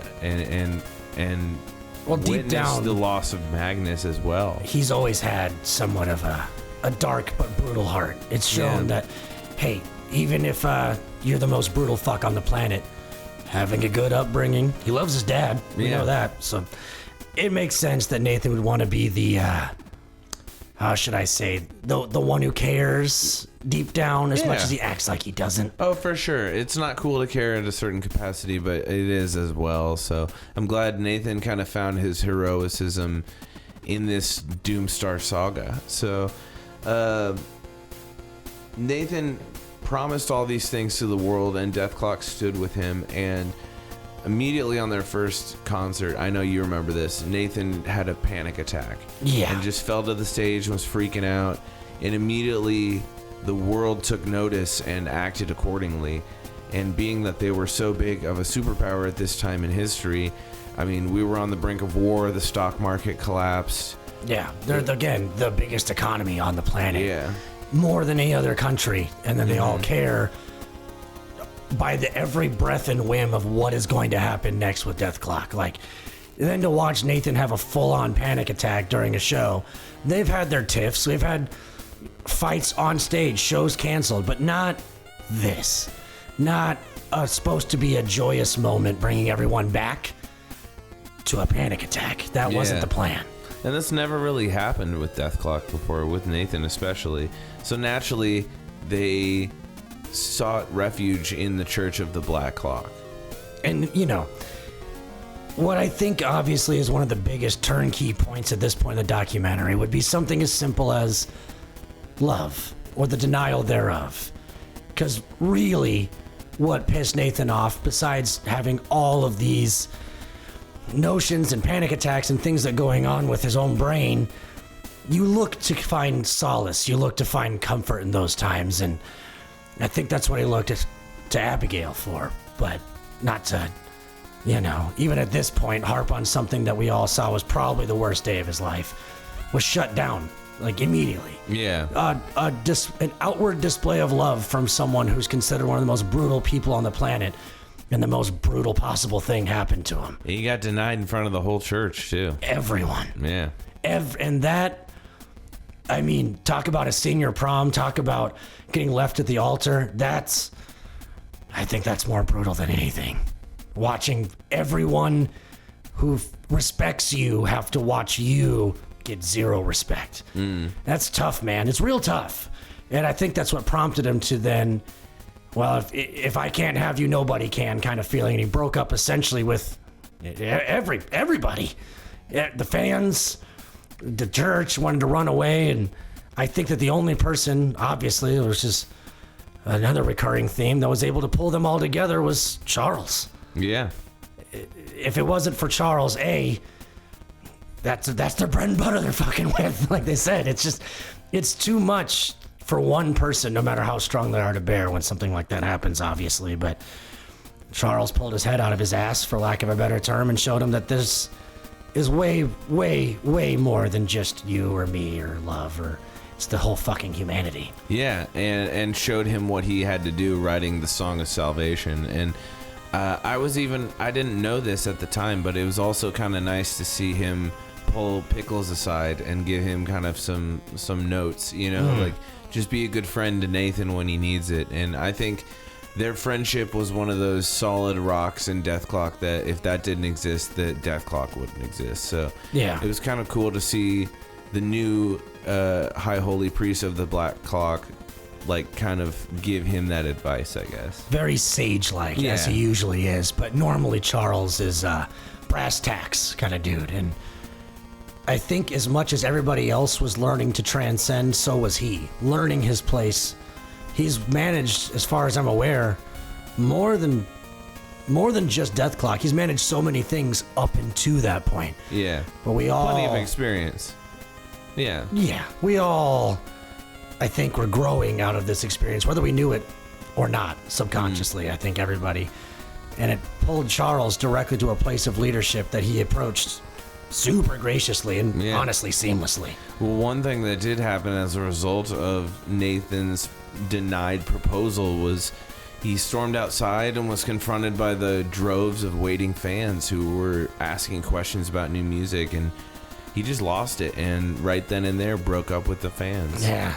Like I said, it's just brutal to deal with. Yeah, but that's why we have the best, baby. Yeah. We had to get, well, I don't even say we had to. The world needed to have Dick Nubler produce them by their side. Exactly. They took off to Deus Keep and had no idea that Dick Nubler was going to be their, I guess, musical sensei, if you will, and show them how to write the Song of Salvation, or at least put them in the right headspace. But I think that was one of the best reveals of the movie, to be honest. Absolutely. And just, again, for context, now that we've seen everything and how it's unfolded, unbeknownst to the rest of us was, of course, dark forces at play, namely Silesia, trying to, I don't want to say possess because of what just happened. I'm having a hard time not You're freaking not gonna out. trigger me. It's I'm okay. still freaking out, man. It's okay. Okay. Possess William Murderface, and again, at the beginning of that was because he had General Crozier underneath his wing in his mind this entire time, which looking back seems so super clear, but that's why this is a documentary and we're looking back. And throughout the course of this show, we have never really discussed the opposition to Dethklok. Not super We've never much. really discussed the ones in the shadows that work behind the curtain, and it wasn't until now that we felt like we had to, but now their presence is kind of more known and more substantial, And we've kind of felt it necessary to dive into that side of the story as well now. It completes everything, especially, like I said, looking back, knowing what we know now, opposed to knowing it then would have been a huge help. But would it really have? I don't know. Doesn't matter. Things played out the way they did. So, because as much as Nathan didn't want to accept that he was the one that had to bear the responsibility of writing the Song of Salvation, Toki can play guitar, Swissgar can play guitar, as long as the day is long. They'll write the stuff for Murderface. And Pickles, give him a beat. He'll do whatever he needs. Yeah. What we need is the song of salvation, the message. Well, Nathan didn't know who to write to. He didn't know who he was trying to communicate with this song, and I feel like that was a major barrier for him. He broke rules, and he FaceTimed his parents and looked at the rumors online, and that totally broke his spirit as well. So it put him in the wrong headspace to write the Song of Salvation. And meanwhile, Murderface was plagued by these possessions night after night, and it was getting worse every night they were there. Yeah. Until one night he was possessed and found the army of the Doomstar in the basement, I guess you could call it, of Deus Keep. Right, yeah. Which no one had known where they had been this entire time. They were training and preparing since, I guess, what you would call the Doomstar Requiem. Yeah, I mean, since the call was put out, essentially. Just be ready, because forces at play are definitely at hand. That, unfortunately, the direct eyes of the villain have now been able to lay directly on the biggest secret everyone was trying to keep. At this point, Dick Nubler was stepping up training. He was really trying to get them in the mindset of where they needed to be to write the Song of Salvation, testing Nathan daily and almost more than anyone, and really trying to reveal the roles behind each member of the band. I remember this in the documentary movie, I guess you should say, as being one of the most confusing times, as he took the drugs and went on that trip and spoke with the water prophet. Right, which, again, a lot of these things, even though we didn't know it at the time, are beginning. Hindsight's 2020. Yeah, starting to see all the Mermaider stuff. Starting to see all of it. Everything kind of fits together, as a puzzle after you see it all in big picture. And I'm very grateful for this documentary, kind of shedding light on things that maybe as Clocketeers we didn't see in the moment. It's making our job easier. Right, and it's honestly geeking out everybody in the Clockology wing. So thank you guys. But he did have a conversation with the whale prophet, the water prophet, I guess. About being the hand or the fist. Will he fight what's against him, or will he reach out for a new life? And kind of spoke to him in the terms of things are going to happen, and it's what you do about it kind of a situation. And I liked that point of view because it took a little bit of pressure off of Nathan. But at the end of this trip, it was then time, as the Doomstar had loomed close enough, they needed to play their song, and the world had to. The world was lined up in every major city, and they were about to do a live stream of their Song of Salvation, which, looking back on it now, I don't think the world even knew it was a Song of Salvation. I think they were just excited it was a Dethklok song. Yeah, I mean, shit, if I had no idea what was going on, and there's a giant, I don't know, planet-sized meteor, as far as you're aware, one last hurrah from your favorite band would be the way to go out, right? I mean, listen, we were all at Mordhaus, and we're what you would call non-essentials. In Mordhaus, so we were all left there to kind of clean up and keep it nice. But we heard about stuff through memos mostly. Right. We weren't there for a lot of this. No, at the end of the day as well, we've talked ad nauseum in this podcast as to how many jobs did you have? Right. Who knows? Yeah. All I know is this was top secret. I wish I had more insight. I'm the base tech, but this was all hands off, high level clearance. Right. Kind of above our pay grade at the moment. But so everyone was just kind of stuck in the dark, wondering what was going to happen, because we could all see the giant, now we know, Doomstar. Yeah. What to do? We're waiting on bated breath for the song, and when they played it, I will say it was interesting. Right. It was interesting to see them play what they played. They played a song called Aortic Desecration, and it was more interesting to see that Nathan knew it was the wrong song, but still played it. He knew the pressure of that live stream was enough to make him still play that song, and it ended up being the catalyst for the Metalocalypse. Who would have thunk? It's, again, when the weight of the world is on your shoulders, what else are you supposed to do? Yeah. Well, you have to go out there and give them something, but knowing that it wasn't right. Yeah. That's a whole nother can of worms. To give us a little bit more insight, I did get a note from the Clockology wing about aortic desecration. Oh? It is widely believed by a lot of our Clockology wing that aortic desecration in Nathan's mind was written about his denial by Abigail. Let me, they highlighted some lyrics for me to kind of prove their point. Okay.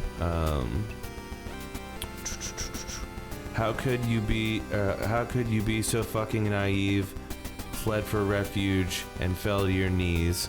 You spoke the words and brandished your heart, left yourself open to be torn apart. Aortic desecration. How could I be so wrong? Disemboweled publicly. This is the dying song. Yeah, I guess, it kind of has to getting be. on your knees, getting torn apart publicly, like those things kind of like lead us to believe that maybe that song had something to do with that mindset, and that was the wrong mindset. Well, for the aortic song of desecration is the most brutal fucking way to say heartbreak, I think. Yeah, very brutal. Yeah, so it does make you think. Yeah. That fucking sucks. I mean, man, there's nothing more brutal, but we're in it now. Brutal didn't really solve, for the first time ever, it didn't really solve the problem, and it caused the problem. And Dethklok, for the first time, I think, was shook by the destruction. This was the first time that destruction ever really got to them, and they didn't have enough time to even react. No, because it's basically as soon as this song. It's all a blur, but as soon as the song was happening or being played or almost done or about done, whenever we realized this ain't it, shit started popping off. And keep in mind, billions of people are dying around the world. The Washington Monument is doing a 360 around the globe and impaling people in monuments, and just like total utter chaos, worse than World War III. And they felt this, but didn't have time because the tribunal was immediately on them. With Salasia's discovery of the army of the Doomstar's location, they brought military choppers in, and to be honest, it was an ambush and it wasn't fair. Right. I mean, again, not to shade, I guess, my direct boss, Murderface, but I guess I don't know what it's... Well, he wasn't in control. Yeah, you guys don't know what it's like to be possessed. It's like you do. You're there, but you can't do anything. You're there, but you can't. You witness. But well, I you're guess in the you back said seat. you blacked out, huh? Yeah, I blacked out a bunch. We'll find out. But the more it happened, the more I was just like in the back seat and couldn't control the car, and I was just watching it go. So I totally sympathize with Murderface's quote unquote betrayal right now. Right.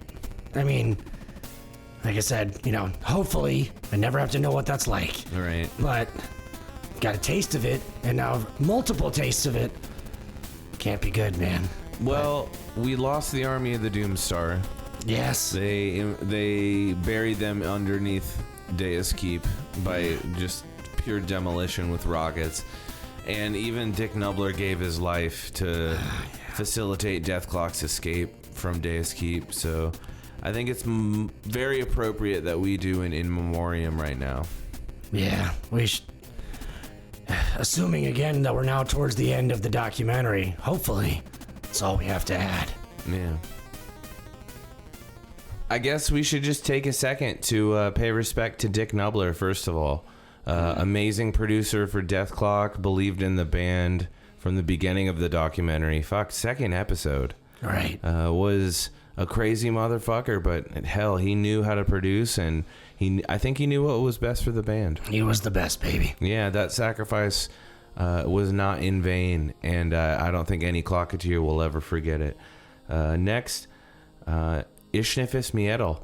Rest in peace to the former High Holy Priest of the Church of the Black Clock, carried that role with reverence and brought the boys into this world, and if he didn't, don't know where we would all be. So, lastly, the army of the Doomstar never got to fight their great battle. One of the biggest shames of this story.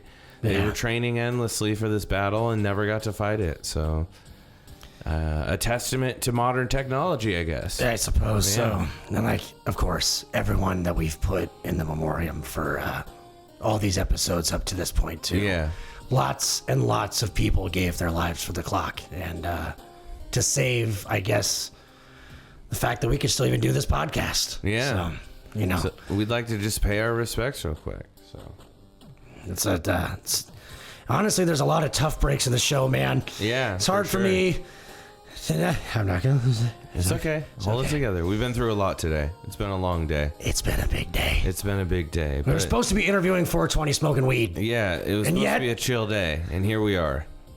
I don't know where he's at anymore. We'll see him next year. I don't care. I don't care. You probably don't ever want to see him again. Fine. So Dethklok escaped the attack by the tribunal, chasing after Murderface eventually after finding General Crozier and finding him to be an unlikely ally. He explained that he had been working with the tribunal against his will, possessed by Silesia for years, and also that the water drove his possession out of him and back into Murderface. And that they shouldn't hold Murderface responsible for any of the deeds he did while he was possessed. And I'm glad they said that, because I think it was very easy for the boys to believe he'd betrayed them. But after some luck, they found it was Murderface and chased after him into the woods, following Crozier's advice, submerging him into water and kind of baptizing the demon out of him in a way. Right. Almost killing him, too. Straight truth. Yeah, they almost had to basically drown him to get it out of him, but it ended up working. He wasn't lying, and I think that'll buy trust back for anybody at that point. They had a nice heart-to-heart where, it's like, listen, man, you're the one that sucks, and it's not a bad thing all the time. You're telling me to play your part, and we'll all just fucking reap the benefits together. And I liked it. It was a nice little heart-to-heart that I feel like Murderface had been dying for 4 seasons of this show. Right. That he never got that closure and that validation, and he finally gets it. And I feel like they're ready to take on Silesia at this point. And we see Silesia show up as a giant his skull. Final form, if you will, basically. Almost. Yeah, and he shows up and taunts them. And they go, let's get the fuck back to Mordhaus, where they meet with Edgar Jomfru, who has been trying to tell Nathan about this invention the entire movie, and it turns out to be one of the things that saves the day. It's a universal speaker system that floats throughout the atmosphere. And one of the best inventions I think he's come up with so far. Right. And he explains to the boys, if you got a song, we can broadcast it with this to the whole world, to all the survivors of the planet, which was also now terraforming thanks to the Doomstar. So it's becoming something else, something different, some different type of ecosystem. Absolutely. But the boys, they meet with Jomfru and Crozier, and they, after almost dying, hook up the system and gain some kind of closure. Nathan got some kind of closure from his situation with Abigail while he was doing that, and I thought that was nice. And he got to have a nice heart-to-heart with his band. An intergalactic issue is probably enough to amend some heartbreak. Yeah. Huh? Yeah. I would hope, and it showed, obviously, that as strong as he is, it took something as strong as that to really perform clarity. Like, again, are you the hand? Or are you the fist? Right. Having something so simple and so trivial be so difficult to understand just kind of shows the gravity of the entire situation, really, all the way through the whole thing. Yeah. A lot of things seem black and white until you break it down, and you have to struggle with yourself to be able to figure out what those really mean. And I'm glad that he did, because we're able to plug in the giant speaker system, the satellite system, to be able to broadcast the SOS, pun intended, across the known universe, most likely, but Earth specifically. Well, and thank God they did, because that was probably one of my favorite Dethklok songs. It ripped. They got to crush it on this giant spaceship stage floating throughout the sky. It was probably top 3 stages they've ever performed on. And the song did rip. It was amazing. And the whole world heard it, and thank God they did. Now, shortly after they crushed this song near the Arctic Circle, they got shot down by the tribunal and were captured immediately. Silesia tried to, and after seeing this, I understood it. He tried to recruit Nathan, because he's so powerful, over to his side. Nathan's kind of, nah, no, thank you. I got plenty of furniture. Like he's not about that life, right? So he immediately threw him back into lockup. Where we learned one of Nathan's rituals. I think we'd been with our lords so long that we didn't really know their rituals unless we were a certain kind of clocketeer. And learning his chocolate milk and Cool Ranch Doritos ritual was kind of cool. I know a lot of clocketeers that have switched over to that for lunch. Oh, yeah. It obviously provides some sort of power. Yeah. Lactose and dextrose. Yeah. Can't go wrong. Ugh, I don't know. I still need to try it, but I'm scared, to be honest. Well, I don't know if it works with our circuitry that well. I mean, I don't even... Maybe I'll just try a nibble and a sip and see what it does. I am so ready to just be done with this cyborg body, but I never will be. Right. We're stuck. Things are in motion and cannot change now. Nope.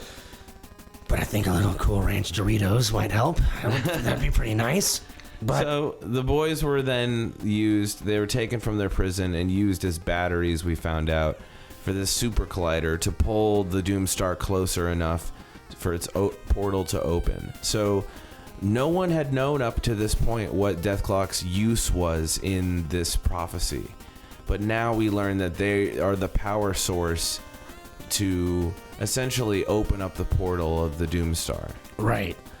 And I know that Silesia referred to it as like the Great Reuniting, which makes sense. Power from once will return. Right. Kind of he had thing. 4 souls returning to his body, making him whole again. Like, that was his whole thing. And that was his plan to bring forth a new age, and to take over. Use said Doomstar at his actual final form and power to attempt to do, honestly, whatever the hell his plan was to do. He was trying to bring over some beasts from a different dimension as well, like the sister of the Krakish, but we saw earlier that the star wasn't close enough to the Earth, and atmospheric degradation tore the sister apart.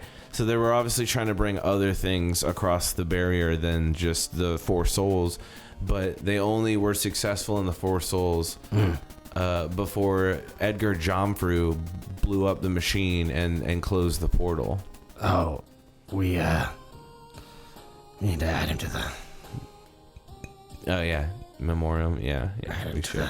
Rest in peace, buddy. Yeah, you certainly earned Probably Dethklok's #1 fan. Absolutely. Yeah. You definitely deserve your spot. But him and Crozier worked together, and they blew up the machine, and the portal closed, which was nice. And right on time, because fucking Vader Orlog had sicked his dogs on Dethklok. But guess who had just come in? Take a guess. The fans. For the first time, the fans were the ones fighting the battle, fighting off the tribunal and the military forces, and defending Dethklok, while Silesia was in this cocoon of sorts, I guess you could say. Now, bear in mind, we're all we weren't there. No. Should we tell him? Is this a good time to tell him? Let's pause the story for a minute. It's my fault. Yeah, it's your fault. Yeah. Would you like to tell him why it's your fault we weren't there? I have robot fingers. Yeah. Do you understand? Okay. So what happened, 47? Didn't order the Uber on time. You didn't what? I couldn't hear you. I didn't order the Uber on time, and we're not allowed to drive, and there's no cars, and I tried to order an Uber, and guess what? I fucked up. Okay, I fucked up. He ordered an Uber way too late. And I set it to schedule time. Not only was it late, but there was a boost. It's 7 a.m. Fucking idiot. Anyway, I love you, but that was the dumbest thing ever because we showed up super late and had to ask everyone what happened. All we heard was the song, and I tried to call. Yeah. Anyway, it's my fault. So apparently, as it happens, Silesia was in a cocoon, and part of the fan team was ordered to take down the cocoon, but couldn't in time. The battle was crazy. Charles finally faced Vader Orlog, and Vader Orlog beautifully was slain by a what's it called? A snowplow? Yeah. With like the swirly thing in the middle. That thing, yeah. Like a snow machine. A nice bloody slushy. Yeah, it's pretty gross. It's awesome. But the battle, as far as I know, included a lot of people that like Dr. Twinkledits, Fatty McGibgibbs. A lot of people that I guess the chef was there too. Hell yeah. I'm really pissed that we missed out because I would have been there, man. Like, you would have seen me there if we didn't, show up fucking late. Wow. But yeah, so this battle took place until Silesia broke through his cocoon into his final form, which, from what the witnesses say, was a very Attack on Titan-y. Yeah. And I can see that in the movie based off of what I see there. Right. Very Attack on Titan-y, and he tried to destroy everyone. At this time, the military was trying to destroy him, but had no chance. Absolutely obviously. zero This is power. one of those moments where you got nothing you can do. But Dethklok used the power of the Doomstar and the Deathlights to attack Silesia. And Nathan, choosing to be the fist and not the hand, spread their Deathlights out to all the fans. And together, they conducted way more power than Dethklok probably could on their own. Hell yeah. Pushing Silesia into the water, where we see, honestly, one of the most beautiful moments of the entire movie happen. The whale. Yeah, the water prophet, the prophet herself, himself. Yeah, came up and just destroyed Silesia, chomping him into bits and dragging him down into water. And we finally see why Silesia was fully afraid of the water. And why so many of the prophecies had been building to this, unbeknownst to us all, really. I love the final little touch of adding Go Into the Water, or Mermaider Part 3, sorry, at the end of that. And Nathan even says Go Into the Water. So I just thought that was a beautiful touch, ending it on that note. And I don't know, man. Dethklok was just kind of banded together with their fans after that, realizing that they were also gears in the wheel of the clock, realizing that they were also small parts of a greater machine. That truly, they were really the army of the Doomstar. Yeah, the people. Fans. Yeah, they were the real army of the Doomstar, and Dethklok had finally become the messiahs that they were meant to be. They weren't these undeserving messiahs. They'd lived into their role, and they'd found their army, and now they were all united under one cause. This was, in fact, the great reuniting. And this is obviously right where we You're not allowed to bring it up anymore. This is right where we arrived. You want to know what? You want to know the only thing I heard Nathan say the entire time? What a fucking day, right? That's right when we got out of the Uber. Whose fault again? Just tell the whole audience. I want to be very clear. This is the ending of the entire franchise, and you... Okay, what? I want to be very clear. What? After everything we went through today. Yeah. We're even. Okay. Okay? I don't know. Fair. You almost... I fucked up the entire podcast. Years and years and episodes and years. I fucked it up. And I didn't show up at the right time. And I tried to kill you. Let that dick bag into your body, okay? Whether you let him or not, I don't want to hear it. We're even, okay? Dethklok had finally, I guess, fulfilled their destiny. They'd healed the Earth, which was now terraforming and moving on to a new age, an age of metal, an age of music, an age of discovery, and an age of experimentation, and a whole age that I don't think the world was ready for up until this point. If you want to find out what happens next in the world of Metalocalypse, and specifically in the world of DETHKAST, please stay tuned. We're not going anywhere, you fucks. We have, at this point, we've died. We've came back. We've been rebuilt, reborn. There ain't no way that at this point now, after everything we've been done, I want to go home. I'm tired. But I'll be fucked if we stop at this point. I've gave everything I have and then some. My dick barely works. Do you understand how much that means to me? Do you? Yeah. I think you do. Yeah. Okay. I guess we should kick it off to our new head of clockology, Dr. Andromeda Perswindinson von Strusselvich, to tell us a little bit more about how the prophecy has concluded. But before we do, you know what? I think I do need that 420 fuck at least one more time. I could use a joint. And with that, we now have the answers to the questions that have long plagued us. We know now Dethklok is what is meant to be for humanity, for we are all gears in the wheel of the clock. Rejoice and praise blackness! The prophecy fulfilled! The Doomstar awakened! The half-man slain! Our life's work validated, as we are given the reassurance that our beliefs were not in vain. Given their combined power, the boys were the cause of the Metalocalypse, and yet were also the saviors of it. It was designed to happen this way, to make the necessary changes for the world and for our culture. Metal lives on in all of us. We are blessed by the great clock. The fall of the half-man is etched in the painting of time forever, and will be celebrated as a holiday of the gears and of Dethklok. Mark your calendars for August 22nd. It has been a pleasure to be a part of this broadcast and the family here at Mordhaus Studios. The show has meant so much to so many people. So, from all of us at the Clockology Wing and Mordhaus, we thank you for the support.